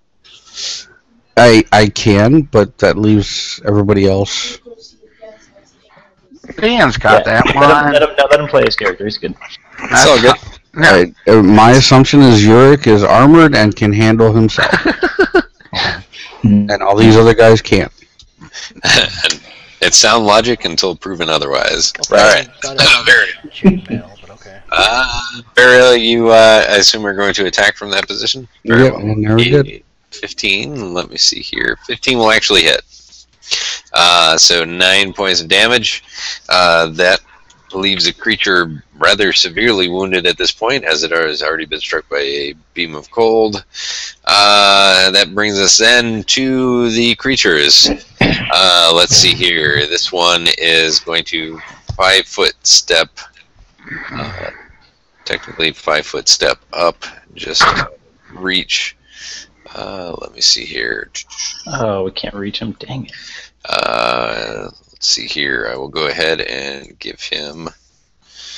He is now 10 foot above ground. Don't do it. This one is also going to 5-foot step. Simply, or you know what? This one's actually wounded. We'll stay where it is. This one over here opens up its mouth in an ungodly distance and lets out an ear-piercing shriek that sounds horrid, even by dwarven standards. Everybody, I need you to please make a fortitude save. I failed. Dang it. What's the number? The DC is 12. Yes! Alright, I see 1 failed saves, 3 failed saves. Oh, man. That's 110. More than half the party is now paralyzed for 4 rounds. So who's not paralyzed besides me? Let's see here. Tim made it, and Theon made it. So everybody else is up for 4. So The fighter with the great force save. all right. You're laughing, but you're going to be fighting him alone. That's what I'm laughing about. Well, are you considered helpless? He is paralyzed, so yes. There, Oh, no. here comes the kiss. Here comes the kiss. All right, that brings us. Oh, and then of course this one over here comes over to Varial and attempts to. Let's see here.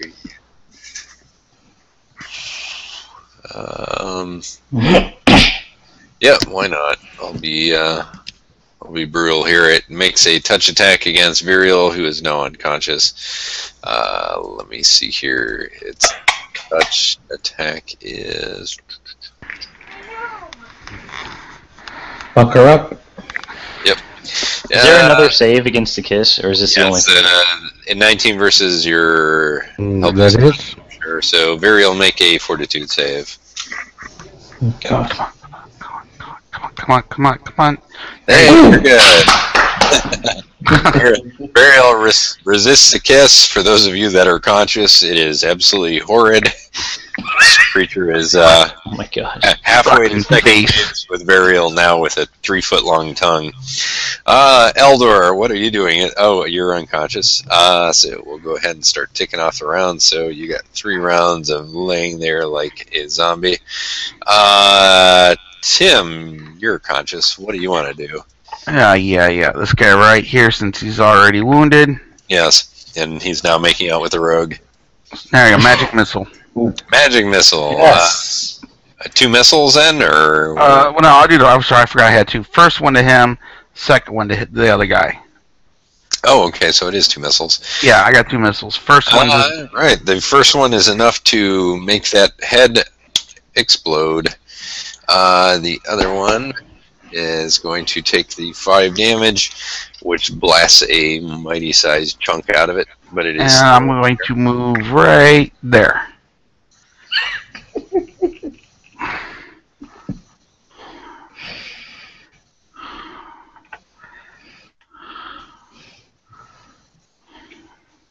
Leaving so soon?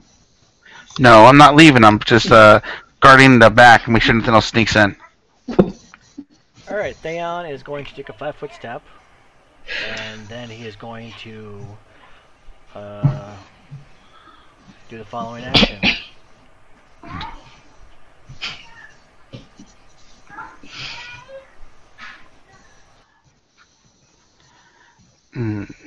Does a 9 hit his touch AC? 9 is a miss, unfortunately. So you shoot a bolt of lightning across the room, and a priceless artifact on the wall explodes, spraying bones and pieces of antiquity all over Yurik. Clearly that was done by the Vargulis and not you. Variel is also paralyzed for another few rounds here, but at least there's now not a frightening creature trying to make out with him. No, get it right. I'm impersonating a statue. Very well. So I am now a CPR dummy. All right, which brings us to Eldur, who is still also lying on the ground. You might notice he twitches slightly. That brings us to the remaining Varguli. And let's see here. That delicious-looking dwarf right next to him is looking tempting. So it comes over and begins to attempt to get intimate. 19 touch, I'm convinced, is going to touch Yurik. Make a Fortitude save, and hopefully this goes well for you. Hey, there you go. At the last moment, it realizes that it's about to make out with a dwarf and pulls back. Tim, it is now your turn. That's what she said. Alright. Well, now that... Oh, jeez, I don't want to do this. I gotta get 30 feet from it.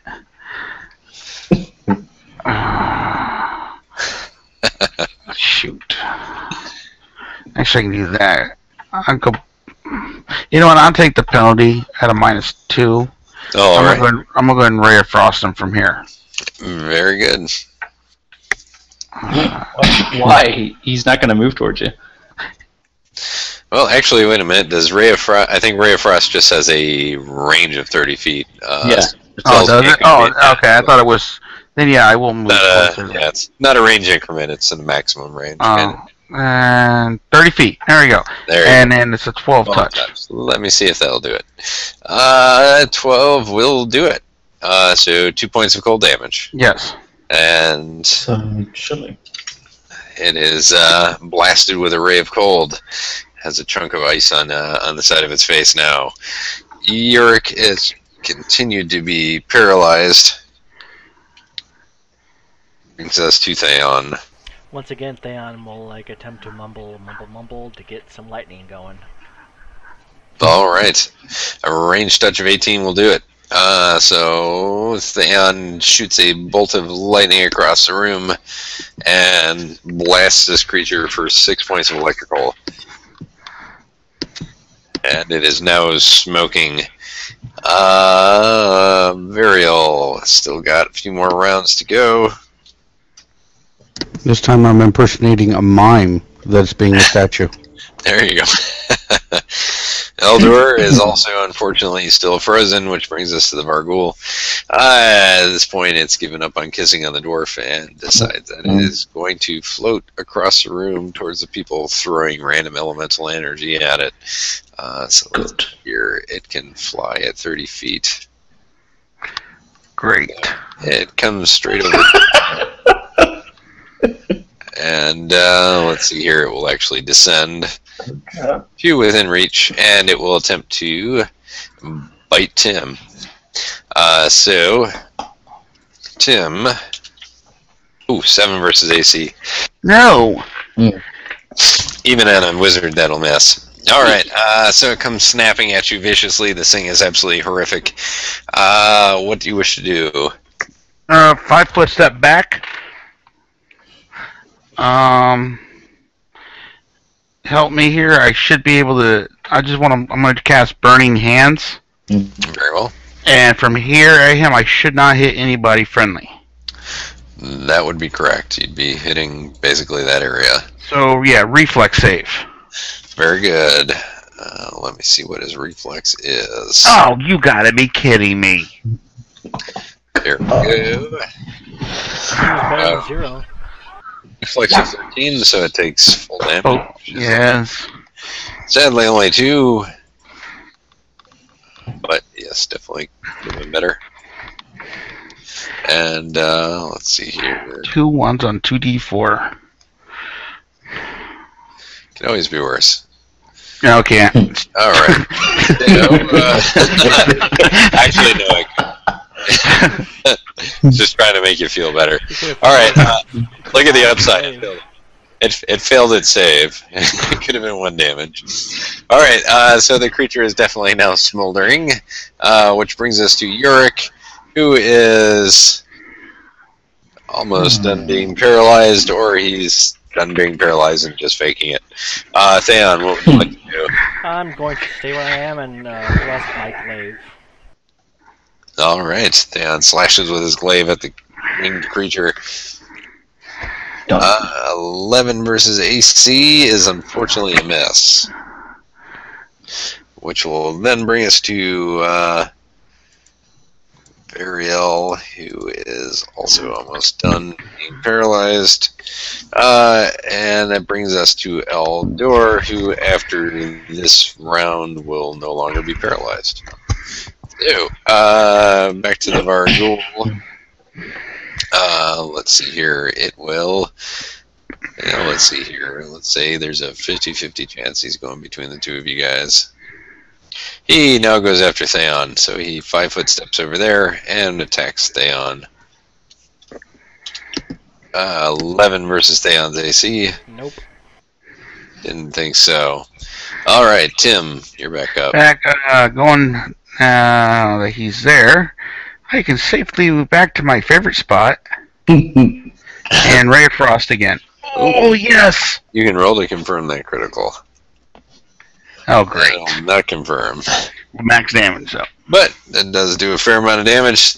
This creature is now severely wounded, which brings us to Yurik, who will no longer be paralyzed after this round. And Theon, your turn. I took a 5-foot step diagonally, and then I will attempt to use my glaive once again, Very well. and I miss again. Alright, so you swing wildly. Viriel, on your next turn, you will be free to act. Eldor, you're back in the fight. Alright, let's see. Touch and don't.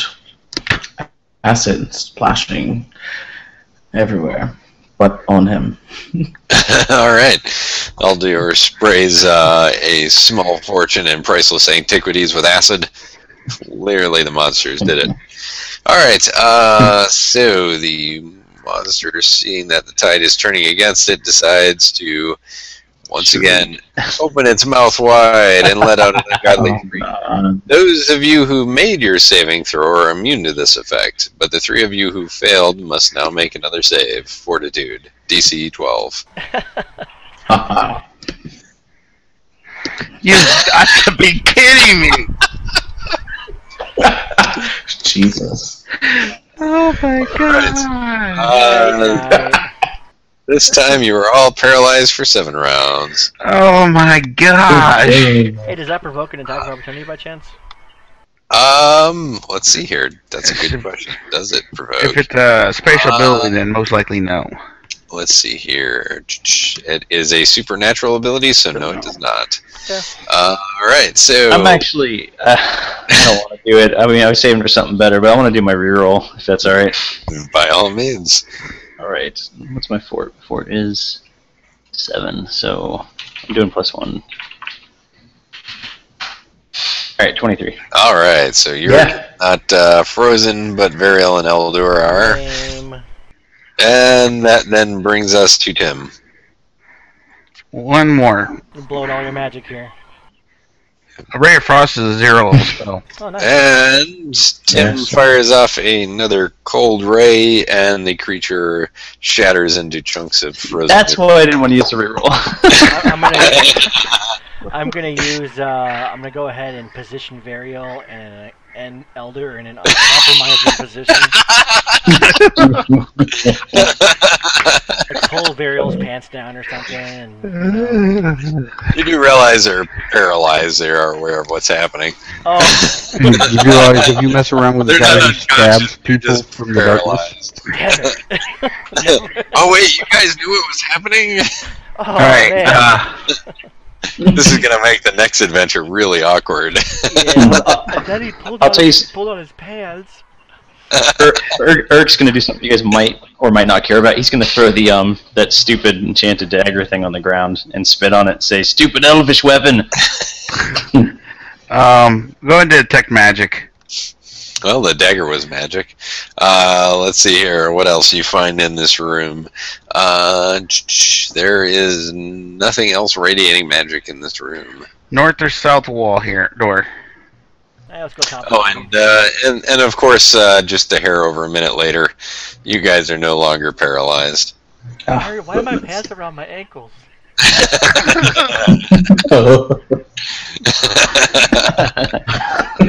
Holy cow, the wizard with the killer fort there. Alright. I was touching over for a minute. So, you swing the door wide open, or we searching it, or what's the game? I say swing it. Perception check, Bruce. Bam, Go ahead. 14. Yeah, it's clear. With a perception of 9 and with a perception of 14, you hear nothing from beyond. How about that? Do you decide to continue? Yes. Open the door! I got a perception of 24.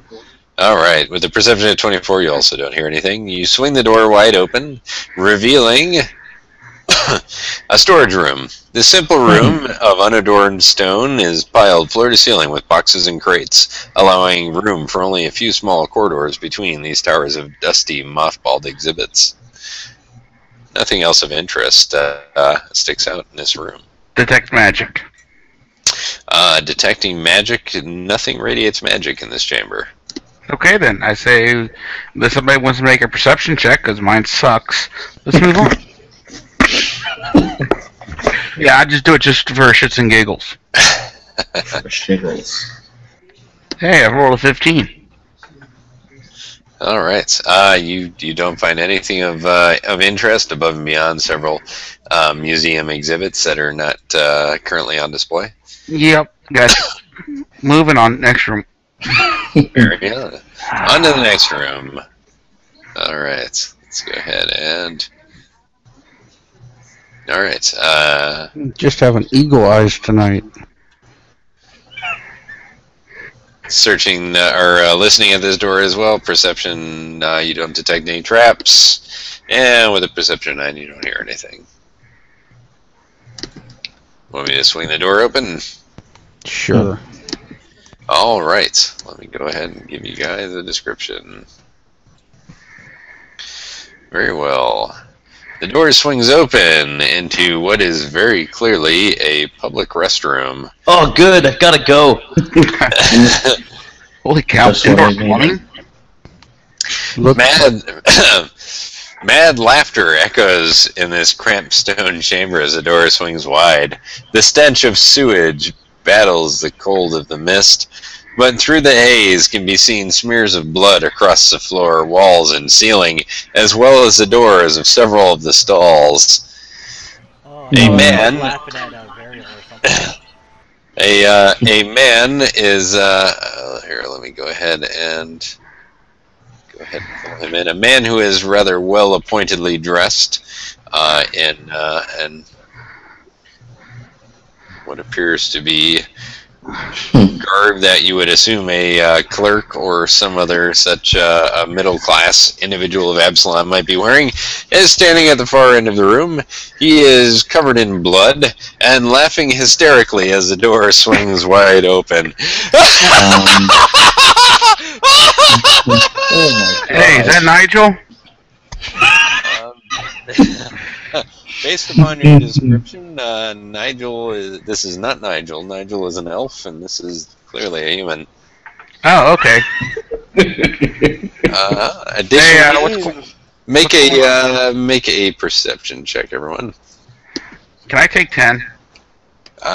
This is an active check, so I would say no. Okay, 14 then. All right, right. You guys are not taken by surprise. As additionally, 22.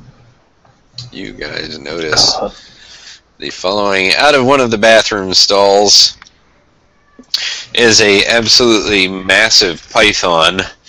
The python starts slithering out from the stall and quite literally belches up the severed head of a human onto the floor in front of you, and starts moving towards you aggressively while the man continues laughing hysterically, pointing at you.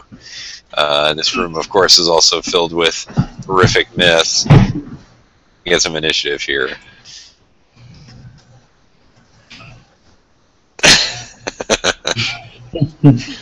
Alright, so let me get these guys on the board, and then we'll go from here.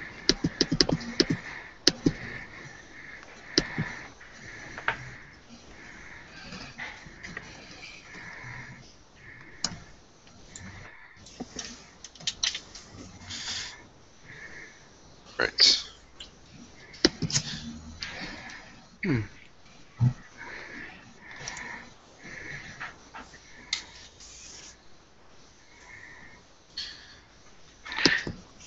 Okay, and let's see here. I need to pull. There we go.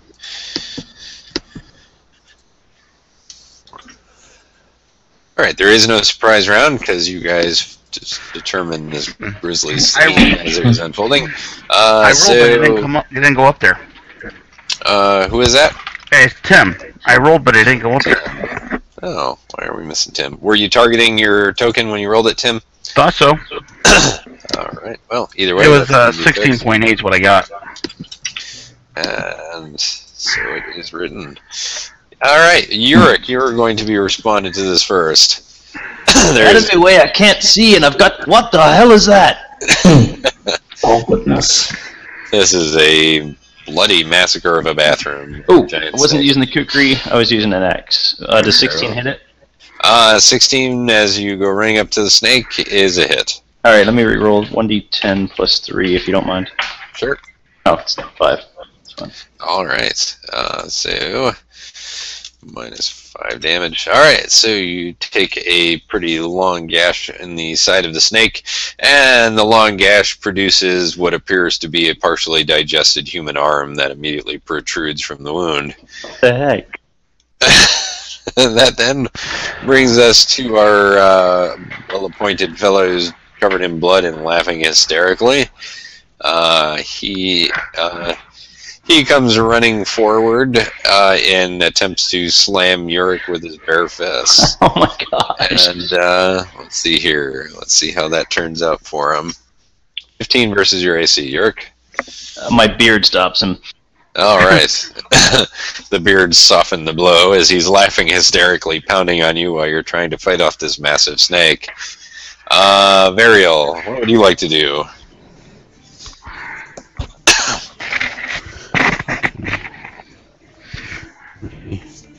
$25, $30.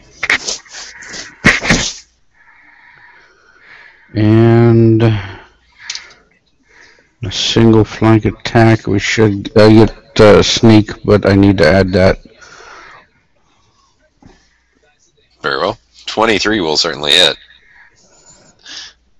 And that will be for 7 points of damage. Very well. So you jockey yourself into position behind the hysterically laughing insane man and stab him in the kidney.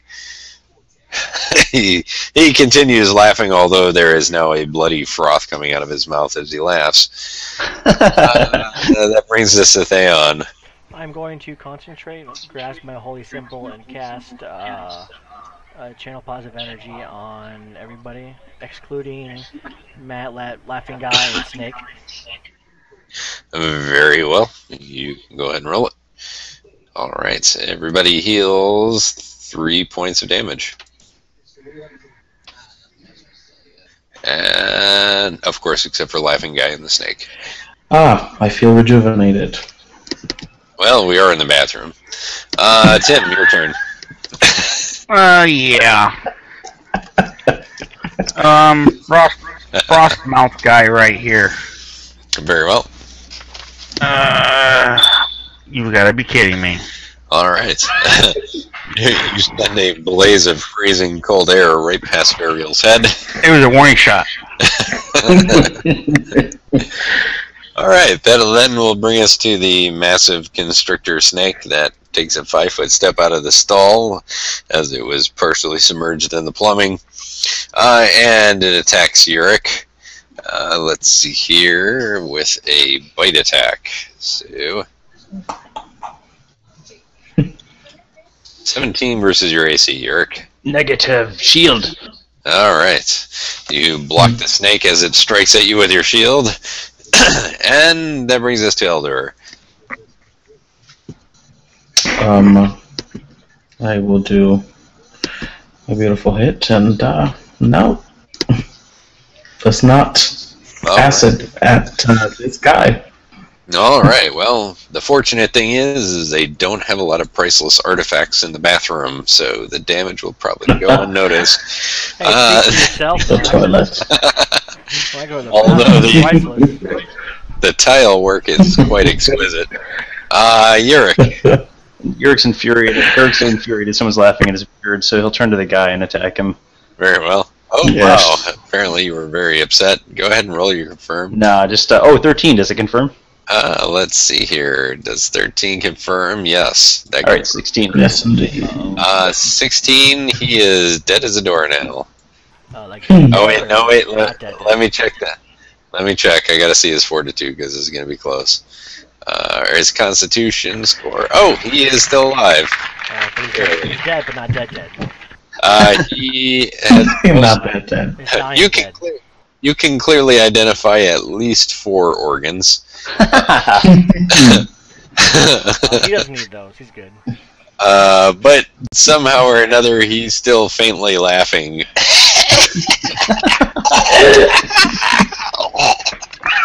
Eldor, stabilize! Alright, that brings us his I'll do that. turn. He will attempt to stabilize on his own, and he will fail, which brings him another step closer to death. That brings us then to Varial.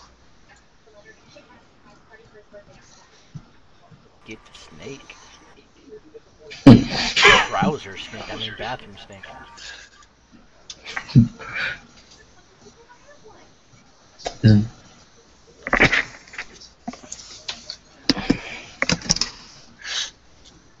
Varial? Sorry, I was editing macros. Oh, quite alright.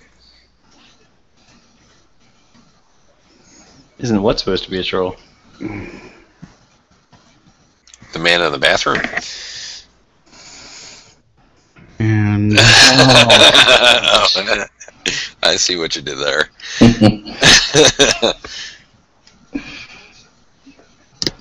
Alright, so Varial goes into flank position. Varial, is that 12 include your flanking bonus or no? yes. Let me see here. Then, unfortunately, the 12 is going to miss. Alright, so Varial gets into flank position on the snake. That is currently preoccupied with Yorick's shield, which brings us to Theon. Alright, Theon's gonna move. And then he is going to kneel down and touch the cackler and whisper some words that Shellen is not done with you, and stabilize him. Alright, he is now stabilized. Although it looks like a strong breeze could probably fatally kill this man. That brings us into Tim. Yay. That would be a bad time for burning hands. That depends on your definition of the word bad. There we go. Alright, it's 20 touch will certainly hit. 2 points of damage. Alright. That further injures the snake, and it still apparently has plenty of fight in it. It continues attacking Yorick. No. And let's see here. 19 versus your AC. Yorick. Almost. Alright. That is getting particularly agitated. Eldor. I'm gonna move over here and slash him with my sword. Let's see if that'll do anything. 10 versus AC on the snake is a miss. Oh goodness, I never learned how to use this thing anyway. Very well, Yorick, you're back up. Oh.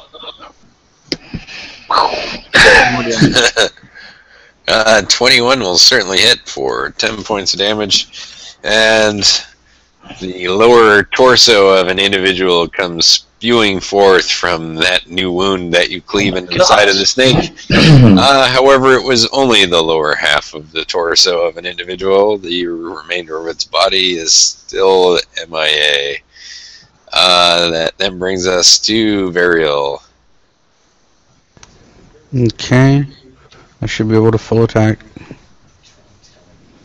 Flank? Question mark? Yeah, Varial's in a flank position. Let's see if it's the right one. That looks like the right one. Alright, the first attack will miss, but the second attack will hit. And the second attack will drive a dagger deep into the brain of the snake, which twitches violently and then ceases to move. Dinner. And that'll take us out of initiative. I'm gonna look at the half-eaten body. Yeah, dinner First. indeed. Ursh can use the stall. I'm gonna stabilize the Alright. snake. You're going to stabilize the snake? No. Detect magic. Alright, let's see here. Detect magic. Let's see what you guys find magical in the bathroom. Let's see here. You don't find anything magical in the bathroom. Let's see here. Above and beyond that, the remains that have spewed forth from the snake seem to match the severed head that is laying on the floor on the other half of the bathroom that apparently belonged to a half-orc gentleman. It's my brother! No! Above and beyond that, it does not appear that there's anything of particular interest in this chamber other than this fellow who was laughing hysterically that is now unconscious and nearly dead. That's fine. He's fine. We'll leave him here in the bathroom. Wait, wake him up. Hell no. He's like dead almost. If I breathe on him, he'll die. He's like that one guy from 7 who was like tied up in the bed for like a year. If you breathe on him, he dies. Yeah. Alright, one more door. Very well. More door. One more door. No. Alright.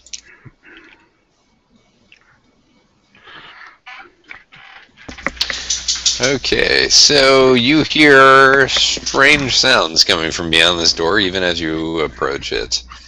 It's Tim. it's probably Tim.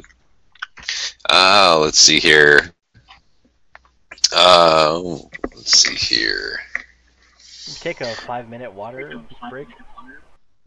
Yeah, at this point, that's probably the best place for it.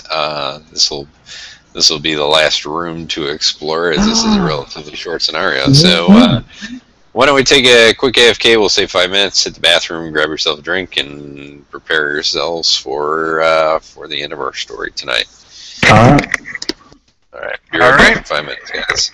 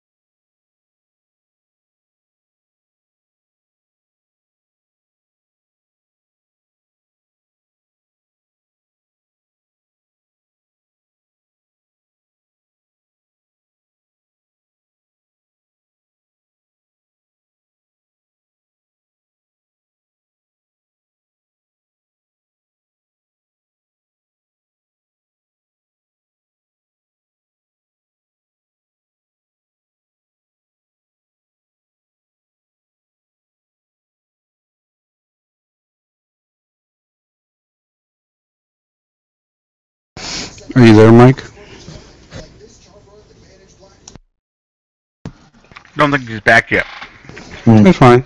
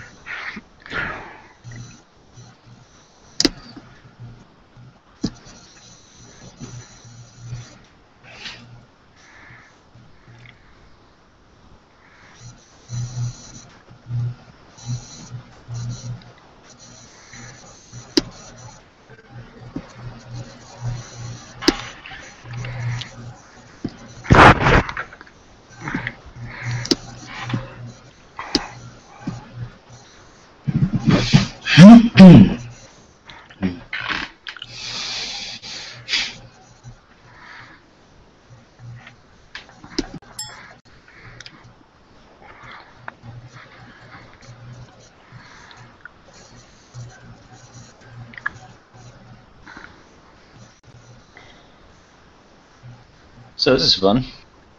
Yeah. Yeah. Glad to hear it.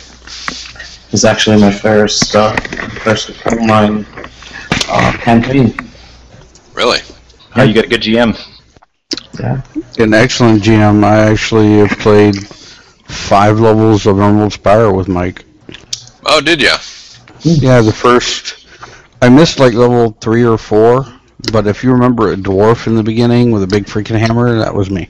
Oh, well, there you go. Small world. Yeah, I took a couple months. I think I took like a couple months, 2-3 months off of GMing as regularly. I had a recent addition to my family, so I had to back off from running like 30 million games a month like I had been.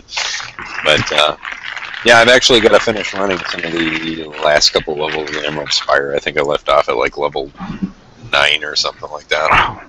I've played the first 2. Actually, I ran the first one, played the second one. Some of the levels are definitely a lot better than others. To be perfectly honest, I mean, my the only reason that that I have immediately jumped back into running some more Emerald Spire is they just see of the regular scenarios. Not nearly as many opportunities for RP and some of the mega dungeons as there are in the standard scenarios. And to be perfectly honest, that's my favorite part of this game is to have some interesting RP opportunities. Yeah, one of my online groups that I play in, GM, he's splitting up once a month. He's running a core scenario, and then the other time of the month he's running one of those Emerald Spire. Oh, there you go. Oh. Yeah, I've got a local group out here that's kind of doing it that way. Is Emerald Spire twice a month, and you know, once or twice a month it's regular game days, or but you know, that's not a bad thing. I mean, people can get burned out if you just do nothing but, you know, dungeon grinds like Emerald Spire or Thornkeep all the time. Yeah. My tabletop that I DM, and I'm a horrible DM. I'm a pretty bad player as well. But we pretty much dungeon crawl. We've been dungeon crawling Rise of the Rune Lords at level 10, and I just killed 2 people 2 weeks ago. One of those players didn't show up Tuesday, so last night, and then the other one got resurrected, went from being a catfolk to a tiefling. Wait, just for clarification, did you die when he wasn't there? No, he died when he was there. He wasn't. You said you were a bad GM. I was just trying to gauge how bad. No, he was there. You know, he decided to cast a spell and get into melee when he was a shaman, and you know, that 12th level kobold barbarian. Sure. Went slicey. So. Yeah. Speaking of barbarians being lethal, has anybody played First Steps Part 1? Yeah, I have. Yeah. The what is his name? Reginald or whatever, the halfling barbarian. Talk about the most humiliating way to get TPK'd. What happened? We got wiped out by an angry halfling with an axe. I can't remember which one it was that we used to. A few years ago, we used to run.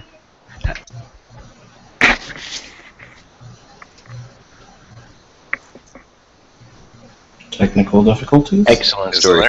Yeah. Bravo. Sorry about that. My daughter woke up from her nap. Oh no, I thought it was a suspense novel.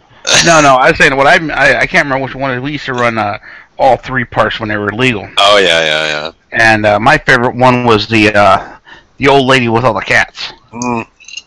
Yeah, she's still in it. She's in First Steps Part 1. Oh man, those are good. Those 3 were good modules, man. Yeah, Granny, what's her name? Yeah, I'm glad they kept the first one because the first one was by far the best. But I was very disappointed they cut out the second 2 because they got rid of the Shadow Lodge and the Lantern Lodge. Yeah, and then later on, pretty much got rid of half the factions. Well, yeah, it's like, you know, they were good scenarios, and more important than that, they were starting scenarios and they were free. I mean, they really needed. It would be good for them to either retool them or just say hand wave the idea. Okay, Shadow Lodge is done, but you know, we still play Shadow Lodge scenarios.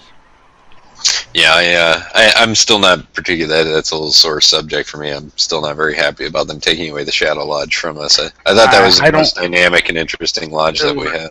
I just have a feeling we haven't seen the last of Grandmaster Torch, though. Oh well, we never will. Grandmaster Torch. I think he's actually one of the members of the Decemvirate. It's all part of a grand plot. He could be. But I would love to play Masters of the Fallen Fortress as like an intro scenario one day. Yeah, Master of the Fallen Fortress isn't a bad one as a starter. Yeah, it is a free one. So. Yep, that's a good one. Crypt of the Everflame is also an excellent free starter, although that's a full module. So that takes a little. 6 games I've played with Mike are the only games I've played in the last 3 years. Oh wow, really? Yeah, my last GM was obsessed with what's that stupid game, Elder Scrolls. Oh, so God. all his gaming was 5.5 hours of role playing and 30 minutes of maybe we'll get in a fight. Oh well, that's just not all the time. yeah. There needs to be a balance there. You can't have all fighting and you can't have all RP, but there's got to be. On Friday, Saturday, and Sunday, I'm playing all 3 Weeby Goblins, so that should be fun. Oh, there you go. Yeah. I mean, I've already played the first 2, but the third one should be awesome. I have never played the second or third one. The third one is just available at some point today for a free download. Yeah, I downloaded it. It's pretty sweet. Yeah, the second one was pretty funny. It very much carried on the tradition of the first one, which is just if you enjoy RP, Weeby Goblins is great because you get to just be an obnoxious, ridiculous goblin. Squealy Nord. Yes. Oh yes.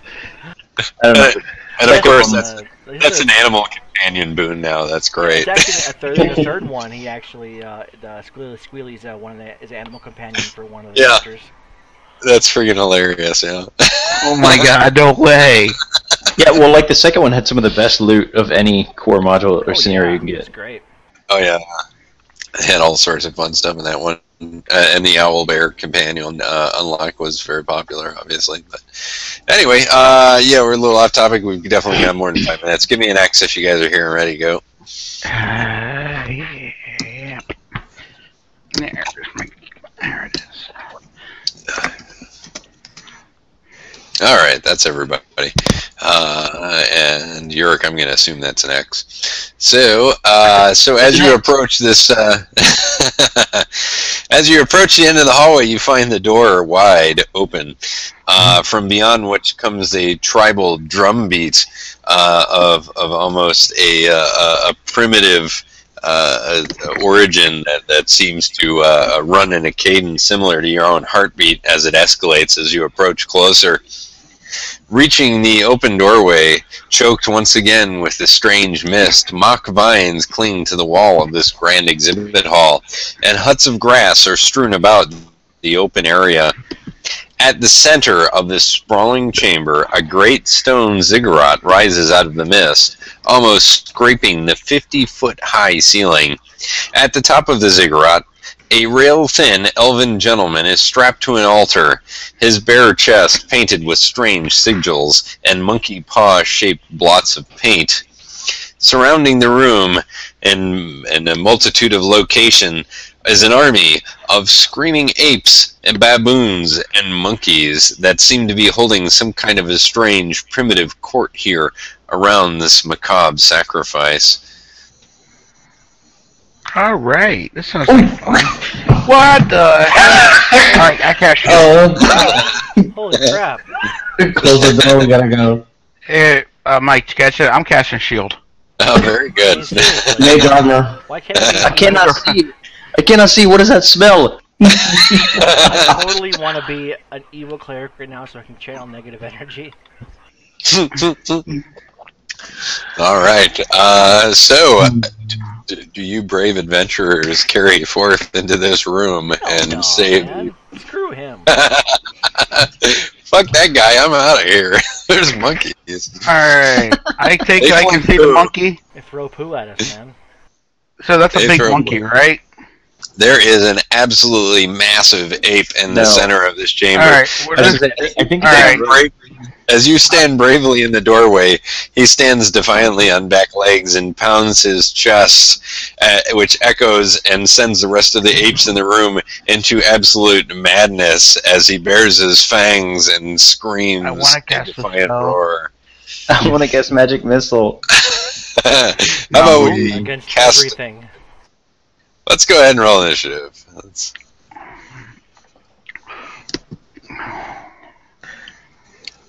Please beat the monkey. Please beat the monkey. Please beat the monkey. I did it. Let me go ahead Did it. and... Oh, poor monkey got the I 0. want to beat the monkey. Hold on a minute. Is Not that Is easy. that like spanking the monkey? It could be. There we go. Okay, I don't like that. There we go. Oh God. Cheater. Monkey did better. 0. Alright, and let me just pull open one other window here. Thank God I cast shield. Yeah. Do the rest of you have any ranged weapons? I'm trying to grease the front of this so that anybody who tries to come at us starts slipping. Don't know if it'll help, but Alright, so that being said, Eldor, you get to react first as you walk into this bizarre ritual unfolding in front of you. I honestly want to run for the door, but yeah. Let's see here. Make him come at us, dude. Make them come to us. Yeah. Come at No, I don't like that idea. I'm standing in the doorway. I have a reach weapon. I'm good. Make the wizard tank. This can't end badly. Does anybody want to be enlarged? Is that a thing? No. Shrink me. Oh my gosh. Make me bigger. Who said yes? Oh no, wait, that would make me less of a tank. Never mind. I don't know. Should I put this 2 squares in front of us as greased in case they try to come at us? You're the wizard. I'm just a fighter. I think I might do that. So You're gonna these, grease the floor. grease the 10 foot, the 10 foot right here in front of us. Alright. Alright, there is now a greasy mass in the... Oh, right there. Okay. Is that where you wanted it? Just for clarification, that's where you wanted it, correct? Otherwise I can move it. Sure, let's trap ourselves. Move it forward a little bit. Yeah. Put it like right underneath him so he falls down now. There you go. Yes, right on him. Put it Alright, underneath so you him. want to drop it on the giant ape? It's like wizard council session. He will attempt to make a reflex save. What is the DC against your first level grease spell? That is a 14. Yes. He slips and falls on his monkey ass. He lets out an angry shout. All the monkeys in the room go completely batshit crazy, seeing this giant ape falling down. He's got monkey butt. Alright. Oh That God! was, It's his turn. Oh, did we lose him again? Think we did. He will always be with you in your heart.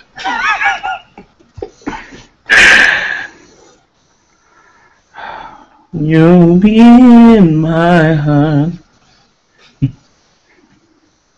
WTBGM.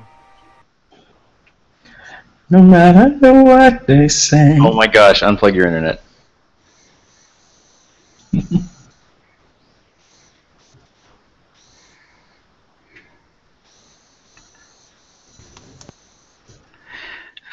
We should have asked him what's in the middle, or did you guys hear him describe it? That's a big Zuggernaut. That's a big Juggernaut. Zuggernaut. It's It's Giant candy bar. it's a Giant Zagnut. It's a sacrifice. What do you say, about 50 feet in the air, altar on top, guys Hold on, tied up on Mike, it. am I to understand there's a candy bar on top of the altar?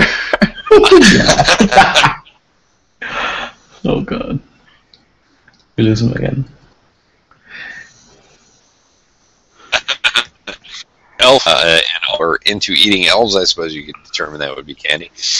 Alright, so the ape stands up and he makes his acrobatics to move out of the grease area. So he will go 5, 10. And why not? He will move all the way over here into the doorway and begin pounding his chest defiantly once again. Theon, what would you like to do? I'm gonna stab him.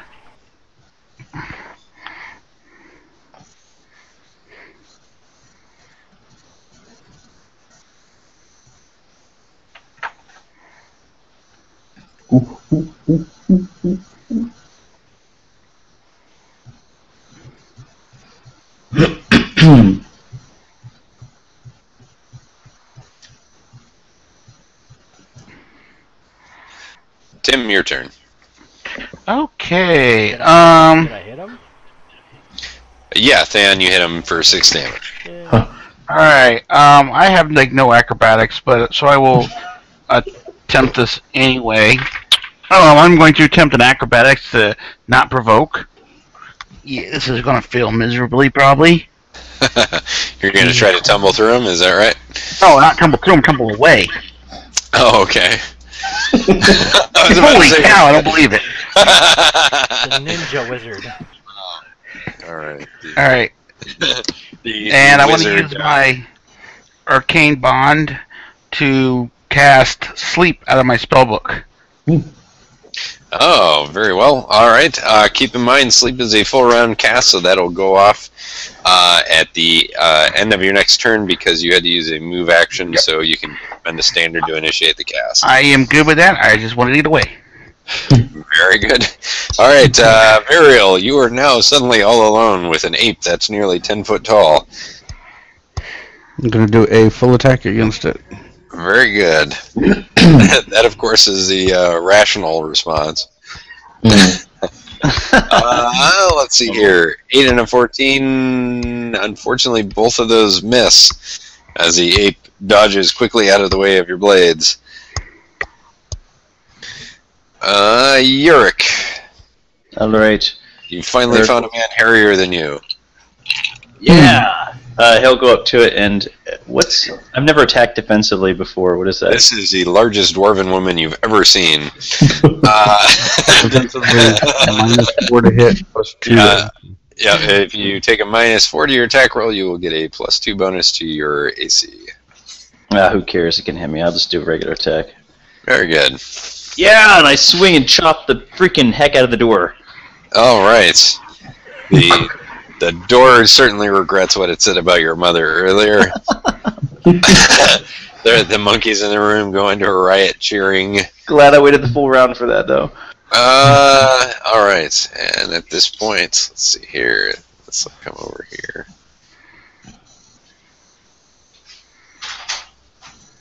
What's All right. that? That just me? These little tiki torch guys like moving? Make a perception check, guys. Oh god. Yeah, no. 22. All right. Yeah, I didn't think so. Big Theon, monkey. you notice something very odd, as if this scene isn't odd enough.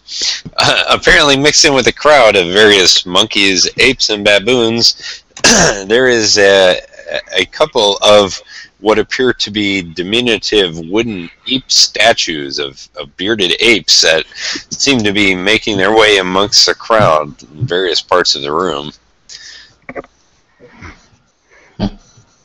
That brings us to Eldur's turn. Oh god. Okay. I'm gonna try that color spray at him.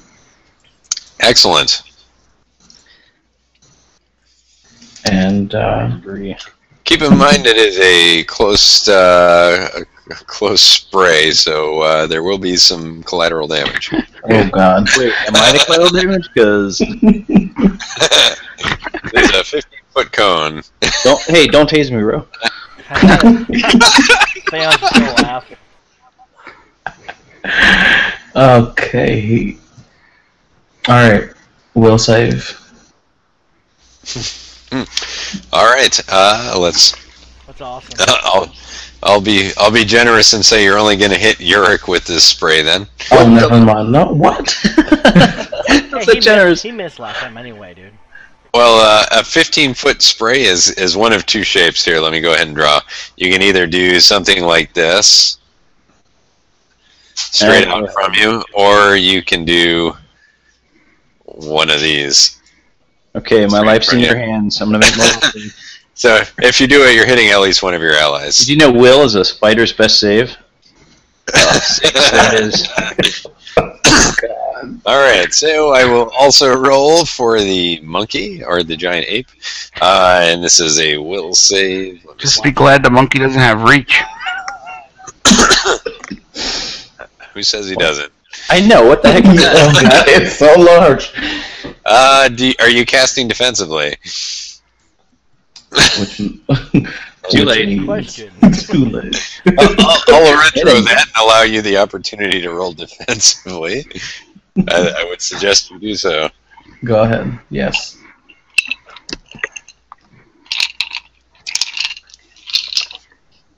Does that make the DC a 6 by chance?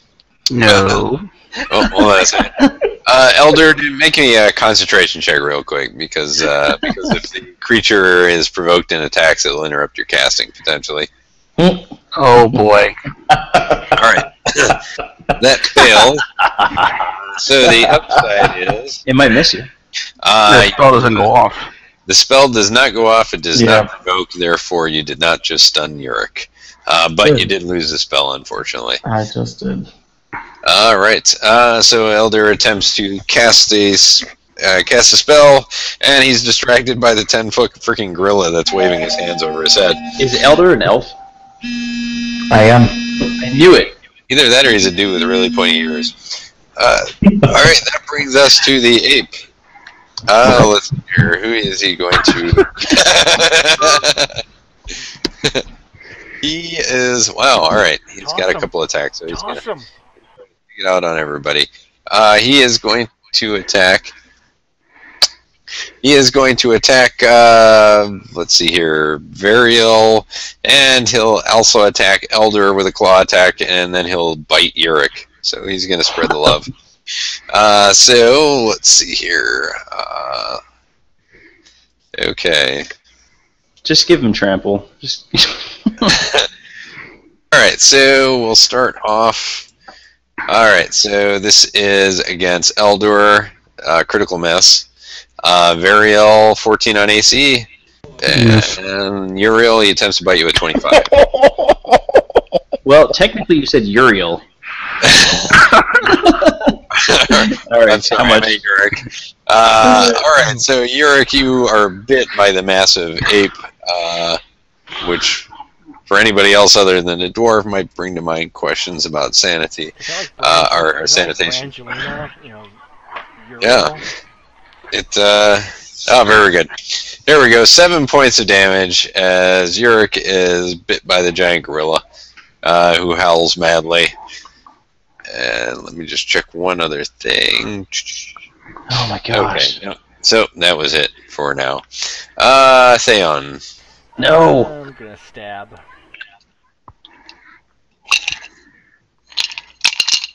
And miss. Alright. You whack Variel in the back of the head with the shaft of your glaive. Alright, that brings us to Tim. Can I cast as long as my sleep thing's working, or do I have to wait? I'm sorry, what was your question? Because I'd cast a sleep last round. Yes. Can I cast another spell now, or do I have to wait? You can either abandon your sleep spell or finish it. I'll finish the Either sleep way. spell. Alright, that'll take your standard action, and your sleep will go off, and I'm assuming you're going to drop it far enough away that it doesn't hit your party members. Of course. Alright, let me make sure this thing doesn't have too many HD for your spell. No, it does not, so it needs to make a will save. 16. And what will save 16. Let's see if that will take care of your ape infestation. 20. Alright, a spray of glittery dust goes off around the ape. It sneezes loudly, and a couple of nearby monkeys fall to the floor and start snoring. As a move action, I'm going to pull out my Pearl of Power. Very good. Alright, that was Tim. That brings us to Varial. I am going to commit suicide. Oh god. So I'm going to attempt to move around the ape. I'm going to do an acrobatics check to do so. You're going to tumble through the ape. Very well. Yeah. Well, that will provoke an attack. The ape misses horribly.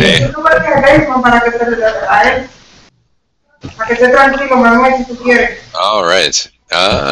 So, Varial manages to move around the ape because it was distracted by the momentary escaping. What happened? And I get a single attack that's flanked, right? Yep. He Yep. got around it with a 1 in acrobatics? He, no, he provoked the attack of opportunity, but the ape rolled a 1 on the attack of opportunity. A 1 was enough to get through a square? No, all acrobatics does is remove them to get the ability to attack you. Well, not if you got to go through their space. I didn't go through his space. I went around it. Okay. He cut the hard corner. I'll give it to him. Oh, okay. That's what I was kind of wondering. Yep. Okay. Alright. 7 versus AC is certainly going to miss, unfortunately. Alright, so that will then bring us to Yurik. Do I have any saves? You said for now. You don't need to make any saves at the moment. Okay. Gosh darn it, stupid. 15 versus AC with flanking. And that includes a flank bonus? Yeah. That will hit. Okay, just 4. 4 points of damage. The ape bellows out in anger as you wound it. That brings us to Eldor. And for anyone who's new to Roll20, it sometimes gets stuck on certain numbers. That's why if you look in the chat, you'll see 1, 2, 3, 4, 5, 6 ones. No, I don't. It's a stupid quantum roller, man. It's nice when it gets stuck on 20s, but when it gets stuck on 1s, it's like, yeah. You know it's not cheating when, you know. It's entirely random, I promise. Alright, oh, and also you notice that a couple of things go scurrying around the room, as well as a couple of monkeys. Alright, so Eldor. Dude, take a 5-foot step out of there, man. Yeah, 5 foot. And I'm gonna begin summoning. Oh, very well.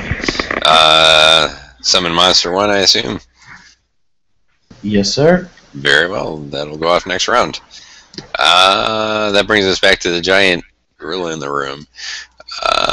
Let's see here, it is now flanked. Does not care for that very much. But it's, let's see here, it is an ape, so let's see who it's going to attack. If Theon takes this 5-foot step forward, can he still attack the ape because it's large? I can like. Wait, if who takes a 5-foot step forward? Theon. Theon, yes, you can, because your reach would still be an illegal square to attack. Okay, cool. Alright, so let's see here. The ape is actually going to try to claw Yurik and then turn around and bite Varial. So let's see how that goes for him. So 2 claw attacks on Yurik. 23 and 19. Yep, one of them got me. Alright, and a bite attack on Varial of 15. Ha ha ha, missed me. Alright. So he claws for Yurk takes 6 points of damage. And the ape is not liking his position, so he's going to 5-foot step up so he can get a better swing at the both of you. Okay. Theon. Theon is going to take a 5-foot step forward, and then he is going to... 19 will hit. Wow. For 12 points of damage. That got his attention. Lets out an angry scream, which sends the rest of the apes in the room into complete pandemonium. That then brings us to Tim. Alright, using my Pearl of Power, I'm going to recast Magic Missile. Both on him. Actually, activating your Pearl of Power is a standard action. So if you... Yep. So if you in that case, I'm not going to activate it. Then I got one more spell to cast. Then instead, Ray of Enfeeblement. Ray of Enfeeblement, not a bad one. 6 touch. I'm pretty confident. Unfortunately, we'll miss. Alright, I'm going to use my reroll. Very good. Go ahead and reroll. 16 will hit. So go ahead and roll your strength damage. I screwed that macro up apparently. 6 plus 1. 7 strength damage. Wow, that's gonna hurt. So minus 7 strength. That ape is now not nearly as intimidating as it was a moment ago. Let's see here. What is that going? Yeah, that's going to be minus 3 attack and damage. That's pretty brutal. All right. So Tim fires a green beam of light that weakens a monkey. Varial. 5-foot step. You are now in flank. Okay. Very good. Threaten critical on the first attack. The other attack will not hit. You can go ahead and roll to confirm. Do not. You do not confirm. However, you do 13 points of damage. Varial steps into place and eviscerates the monkey. Well done. The giant ape hits the ground in a bloody heap. That then brings us to Yurik. To do what? You tell me. Oh, those things moving around over there? Do I even see it? Well, I don't know if your party pointed that out to you or not, but there is a room full of absolutely outraged apes, baboons, and monkeys now that look like they're about to attack. Free actions, there's little tiki guys running around. I'll delay until after Elder. Very well. Elder. Okay. I'm gonna step into here. Well, my summoned creature is now. What kind of creature were you summoning? Let's do a celestial dog. A dog, we can do that. Alright. Celestial dog. Yes. And let's see here. Eldor now controls the celestial dog. Move it about as you will. There.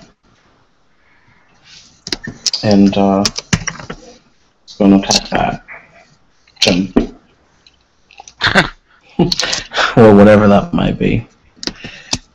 Alright. It appears to be a monkey. That's a monkey, yeah. Here we go.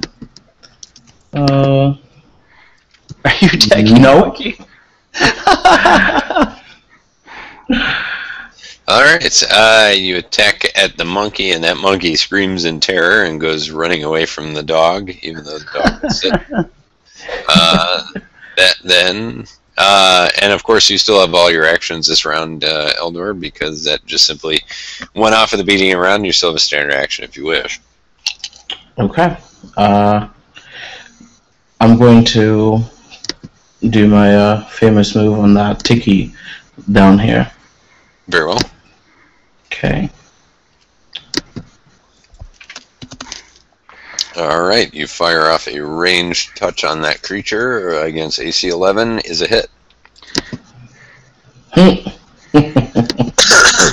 point of damage. Hey, who's got that kukri? Why? It's lying on the ground in the other room. Remember the kukri? I think the dwarf threw it in the toilet. This is crap. I'm gonna put it in the crapper. All right. So that was Eldur. That brings us to Yurik. Yeah, okay, I just had to think about it. I'm gonna move to draw a potion and a standard to drink it. We're 9. All right. Hey, don't do that. I'll cast Cure Light Wounds on you, man. Next turn. Oh, now you tell me. I already did it. Well, undo it. It's no big deal. Okay, I will undo it. All right. You're now. You spit it back into the bottle, and your wounds open back up.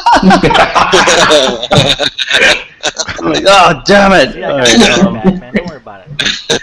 Oh gosh.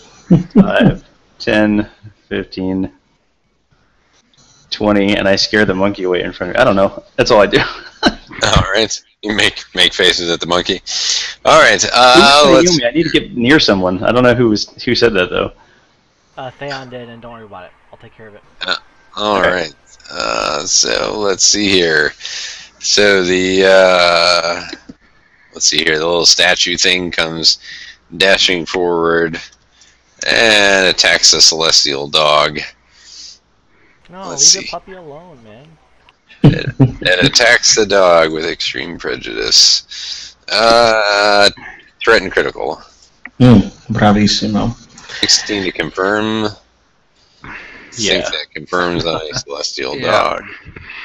So let me see here. So that is going to be 9 points of damage to the celestial dog. Does that that kills the celestial dog? Taught. All right. There is a pop and a dog whining, and there is no longer a dog there. All right. And let's see here. So much for that. That one goes running over here. That one goes running over there. All right. Theon.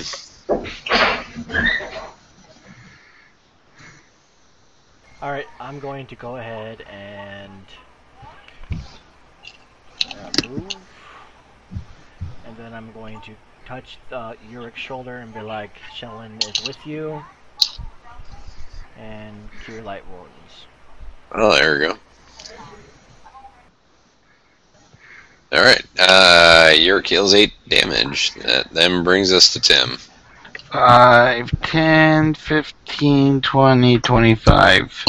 I'll go 30. Now I'm going to use my Pearl of Power to get Magic Missile back. Very good. You now have Magic Missile back. That brings us to Mariel.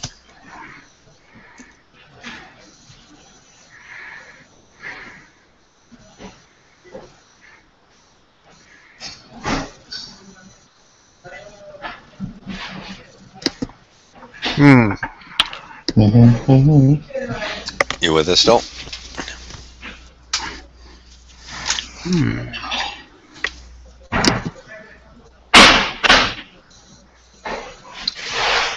I don't see him in chat anymore. Oh. Yep, he just dropped.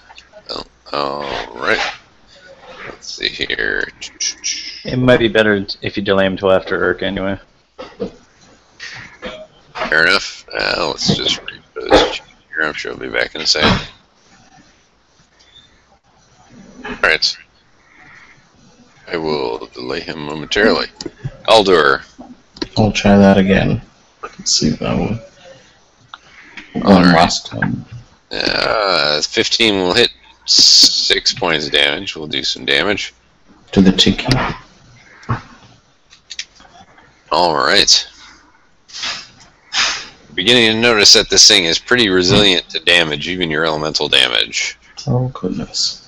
If you've got Knowledge Arcana, you might be able to Probably kept decipher. that awesome kukri creature. back there. Yeah, I know. The Elvish weapon? Never! Knowledge Arcana of 11. Let me see here. Nope, you're not entirely sure. Give it my turn. Very good. That was Eldur. Let's see here. Varial's still out of chat, so I'll keep him on delay, and Yurik. Alright.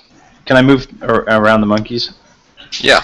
The monkeys go scrambling out of your way as you go rushing through.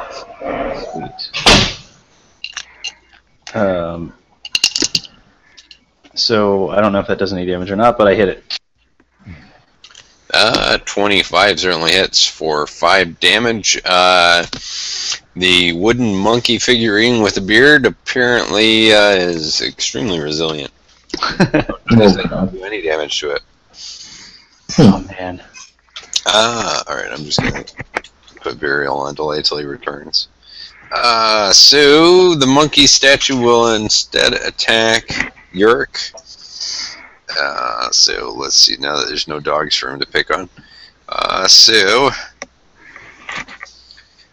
critical miss. So much for that. This one goes running behind its monkey's buddies, and this one goes running over here behind the altar where it's hard to. Oop, didn't intend for that to happen. Oh, it got bigger. Yeah, a large monkey statue went off. Alright, that brings us to Theon. Alright, Theon looks around the room, notices the party's in a pretty good situation. I'm going to go ahead and just straight up attack the TV guy next to me. Very good.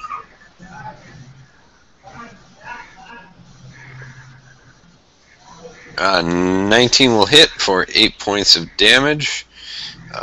Some of that does apparently go through. It's a cold iron blade, if that matters. No, It does not. No, arcane. probably got hardness. That is a safe assumption. Alright. Alright, this thing is incredibly resilient, as all the 17 Arcana. 17 Arcana, yes. This is some form of animate object. What would you like to know about maybe does it have hardness? Absolutely. It at least has a hardness of 5. Too bad we don't have a kukri that works great against these things. I know. Yeah, you left it in the grab back there. I'll go get it. Alright, I mean, hey Tim, if you want to stay here and tank it, I'll go get the knife. I'm not worried about it. This thing right here, how many chunks came off this thing? Can you tell? Its current condition is, let's see here. It's probably about 2/3 of its health currently. Alright, 6. Alright. Let's see. So 6 points magic missile, and that's 4, so that bypasses hardness. Alright. That definitely did some damage. And I'm gonna move over, kick this monkey out of the way. I'm gonna show you guys how this is done. You want me to tank for you? I'll tank for you. Alright. Tim the Tank. Alright, that brings us to Varial, who's back with us. Varial, you're up.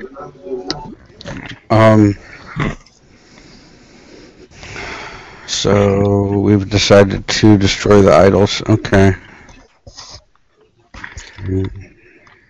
They look like monkeys. It seems like fair game. Oh, there's flank.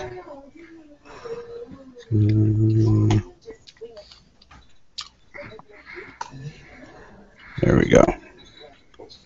One attack. Nothing gets through. Alright. Unfortunately, no, it does not. What Elder. about sneak attack? I believe constructs are immune to... No, they are not. They're not. No. Oh, that's right. It's only using ethereal creatures, so you do get Yep. your guy. The 5 probably absorbed the hardness, and then whatever your sneak attack does. Alright, so that actually does do some damage. That particular idol explodes into wooden shards.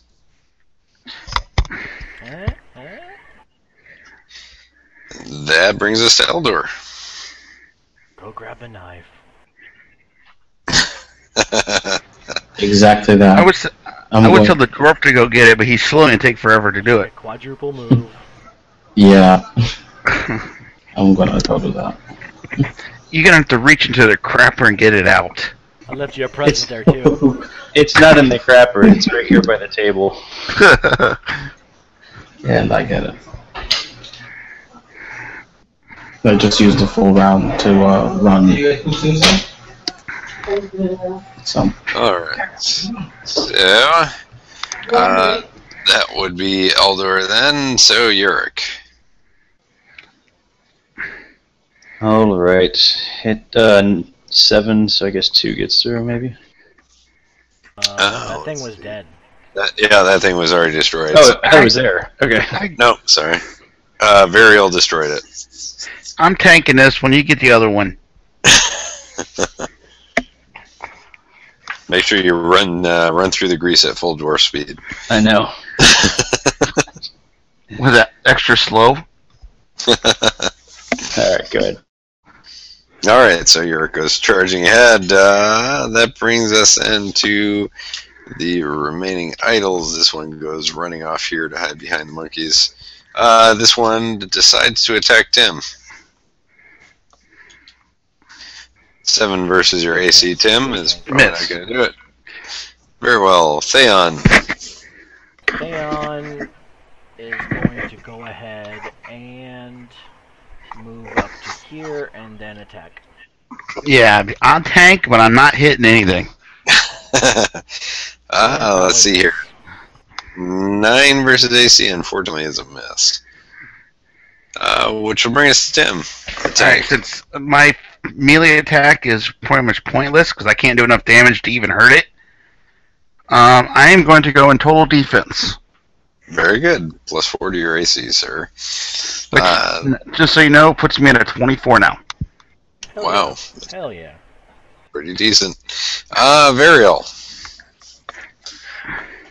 Now who's the tank? Tank ya.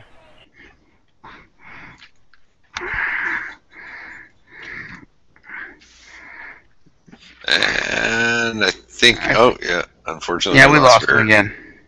Eldor.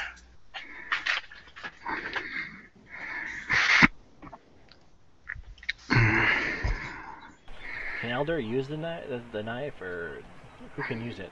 I mean, I The wizard. The wizard tank can use it. Yeah, that will be funny. I hope he can do something other than talk shit. Hey, listen here. If it wasn't, hey, me and my skeleton whooped ass. He's not lying. Alright, so Elder, what are you doing? What can I... Dwarf. Who could use this? Probably the dwarf's the only one. Alright. Toss it over. Very well. We'll say that I'll give that to you. We're not going to make a roll out of throwing an item to a party member. Alright, so Elder tosses the kukri to Yurik, who now has the kukri.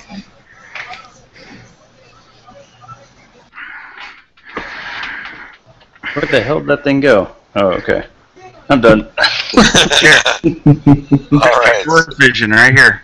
Yeah, Yurik now has the kukri again, is chasing after the idol. Varial, you're back. Your turn. Hey, the dwarf is the one thing that idol can outrun. It's true. Yeah.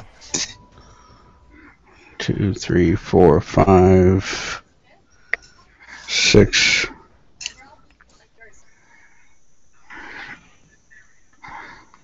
He turns this way.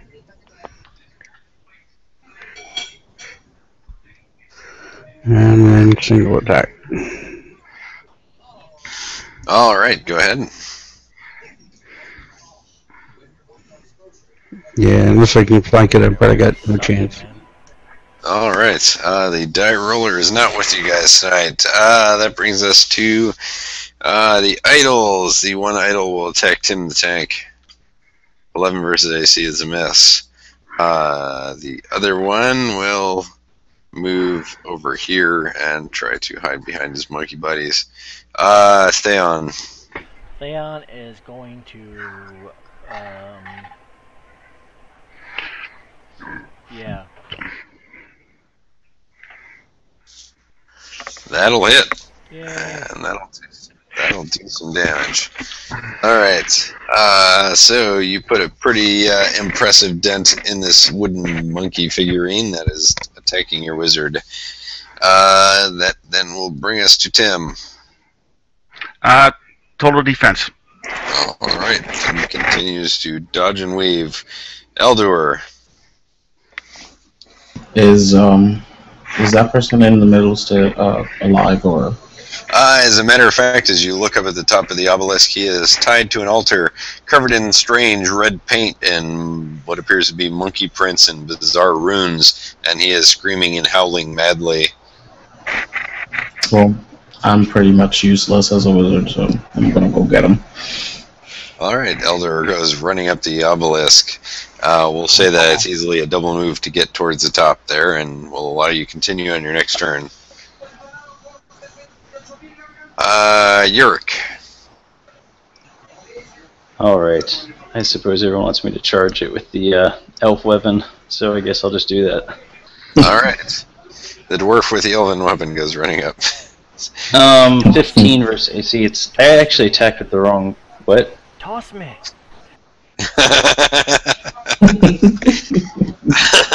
That'll hit unless your mechanics are off there. They are. Hold on. The weapon damage is wrong. Yeah, it's that much. 6 points of damage, and the kukri easily cuts through the wood as if it was made out of butter. Super effective. And the monkey idol actually screams out in a strange and primal screech as it's struck with the blade. That'll bring us to Varial. Like in Congo, dude, with the lasers.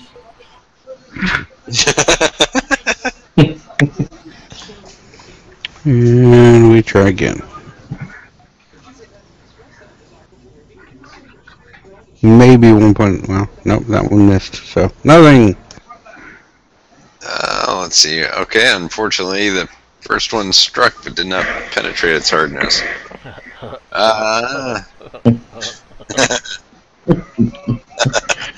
Alright,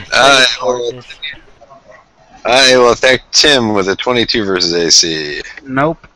The other one steps forward and tries to attack Yurik with the hated tribal blade. 15 versus Yurik's AC. No. Theon. And I miss. And you nearly stabbed him. Instead, you skewer a monkey that was standing nearby, screaming in agony. Tim, your turn. Total defense. Alright. I ain't got nothing that's gonna I hurt think this we can hardness. skip Tim the rest of the encounter. Oh, he's blocking the thing in, so. Oh, that's true. Alright, Eldor, you ran up the ziggurat. You now reach the top and you find a very scrawny elven man stripped down to nothing but a breechcloth, tied to the altar, screaming and howling like a madman, covered in bizarre paint and monkey prints. On time. Yeah. Is he tied down too? He is tied to the altar. Yeah. All right. You untie him, and he begins screaming wildly and thrashes about, and we will see what happens with that momentarily. All right. He is partially untied then, as Elder is untying him. That brings us to Yurik. Alright.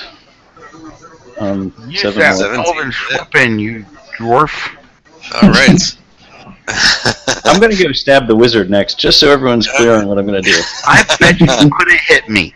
Alright, I will. Yurik slashes again at the wooden monkey idol and splits it in twain with a single stroke. There is now but one tick hand left. I mean, I guess it is possible for you to hit me. Alright, that brings us into Varial.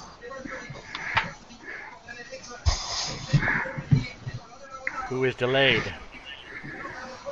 Who is delayed? Oh, dropped again. Darn.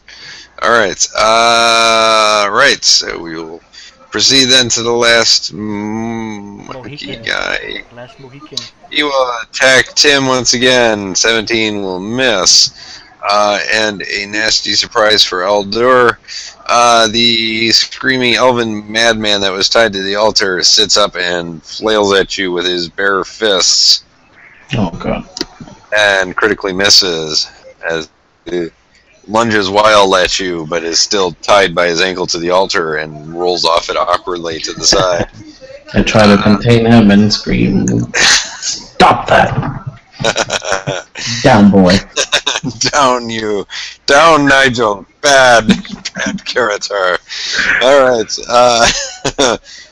Varial, if you're back, you're up. Fuck. Sorry. My virgin. Sometimes we feel that way too.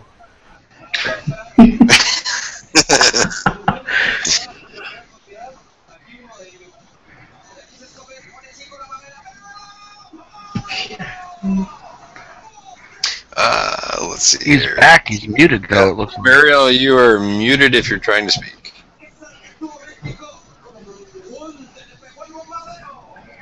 Oh, now we've got two of them. Magic. Robert, are you back with us? And they're If you both are. muted. If you are, you're muted. Twins. And it's your turn. There we go. Oh, You hear me? yep. Yeah. Welcome back. You're up. Alright. Full attack, one that I'm next to. Very well. Go ahead. Both of those are gonna hit. And not do anything. The critical Crit hit. will. Yeah.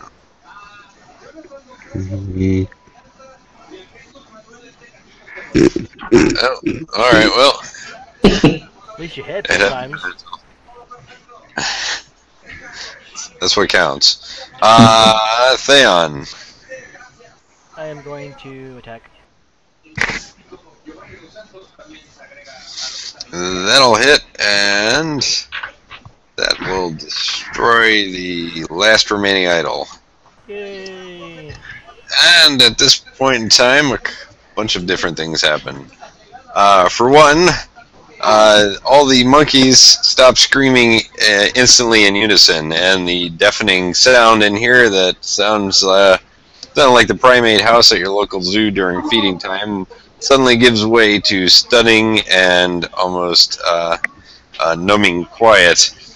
The monkeys quickly survey the area and see all of yourselves and each other, and immediately panic and start fleeing through every available window and doorway to the chamber.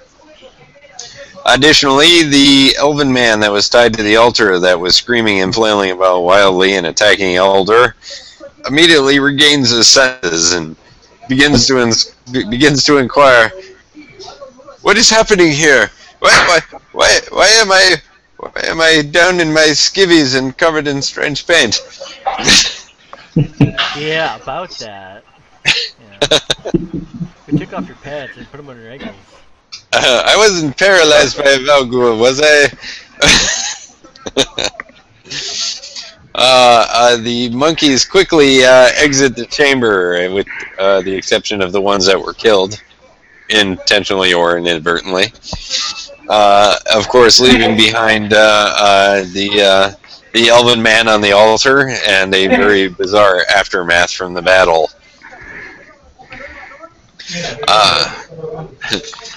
The man, once he regains his composure, introduces himself to the party as Nigel Aldane, the curator of the Black Rose Museum, and a former member of the Pathfinder Society. It's yours, Yeah. Awesome.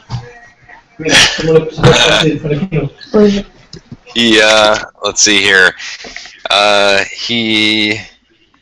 Let's see here.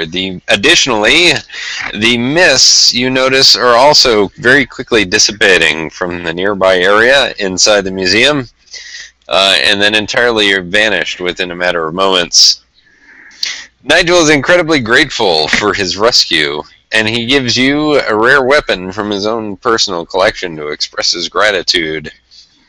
The weapon is an incredibly ancient Mwangi spear that Chelish explorers found near the colony of Sargava during the reign of the expansionist Chelish prince Haliad I.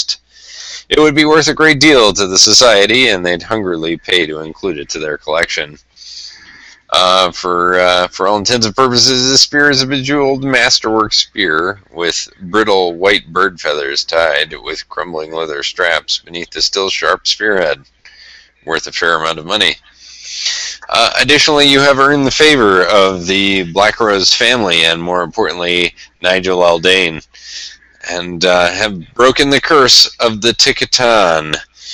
The Black Rose Museum returns to business as usual after a relative amount of cleanup. And Nigel is, of course, eternally grateful. And upon hearing that his old friend Admiral Hestrom had sent you to his aid, he appears very touched. And eventually his friendship with the hulking venture captain is repaired. But more importantly, he now makes all of the Black Rose Museum's vast collection available to the Society for study, and reconsiders repetitioning for membership.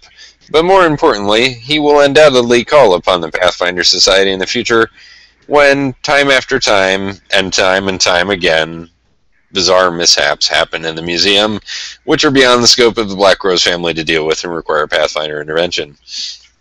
So, that being all said, congratulations to you, Pathfinders, on your successful victory against the Miss of Mwangi. Furthermore, pulling up the secondary success condition sheet, let me tell you. We got it. Secondary is we got to not kill a bunch of those monkey people. I was about to say, I think by not killing people, you did yourselves a favor and got yourself the secondary success condition. Yes, the PCs do not kill Nigel and kill no more than one of the following NPCs. You let them all live, even though they give you the ability to murder a hobo, at least one of them for your own gratification. Yeah, especially that annoying guy I wanted to. You could have, and apparently that wouldn't have been evil. It would have been justified. Yeah, apparently that would have been kosher. I'm not sure how that works. I don't judge. So, congratulations, guys. You got both prestige from the scenario, and of course, if you haven't already started doing so, you can go ahead and roll your day job checks. I see that. Let's see here. Theon got a 22, and I see Uric got an 18. Is there anybody else who has a day job check that would like to throw down? No, I don't have one. All right. Well, the silence then confirms that it's only 2 people that have to do a day job check, which makes my job easier doing Chronicles. All right. And everybody was level 1 or 2, which means there's no out-of-tier gold to deal with. And then, of course, this was a core scenario, so I certainly hope everybody's character is registered as core. Either way, you'll be getting a core Chronicle. And if there's any buggery in regards to that, you can certainly take it up with PFS, as they have a weird habit of accidentally taking away people's core tags for various reasons. And most importantly, I had a great time running that for you guys, and I certainly hope everybody had a good time playing. Well, the blast. Yes. Good recording. Well done. Excellent. Well, I'm glad to hear it, guys. And as always, keep your eyes open for future offerings from me. I don't have anything posted right now for the immediate future, but don't be surprised if you see something within the next few days being posted for probably sometime next week. Is there a way to for Warhorn? Cause I'm kind of new at looking at Warhorn. Sure. Is there a way to look specifically for you? Yeah, just go to my Warhorn page, which is the DeKalb Lodge Online. If you're registered for my Warhorn site, which you are obviously since you signed up for this page, if you go to Warhorn, when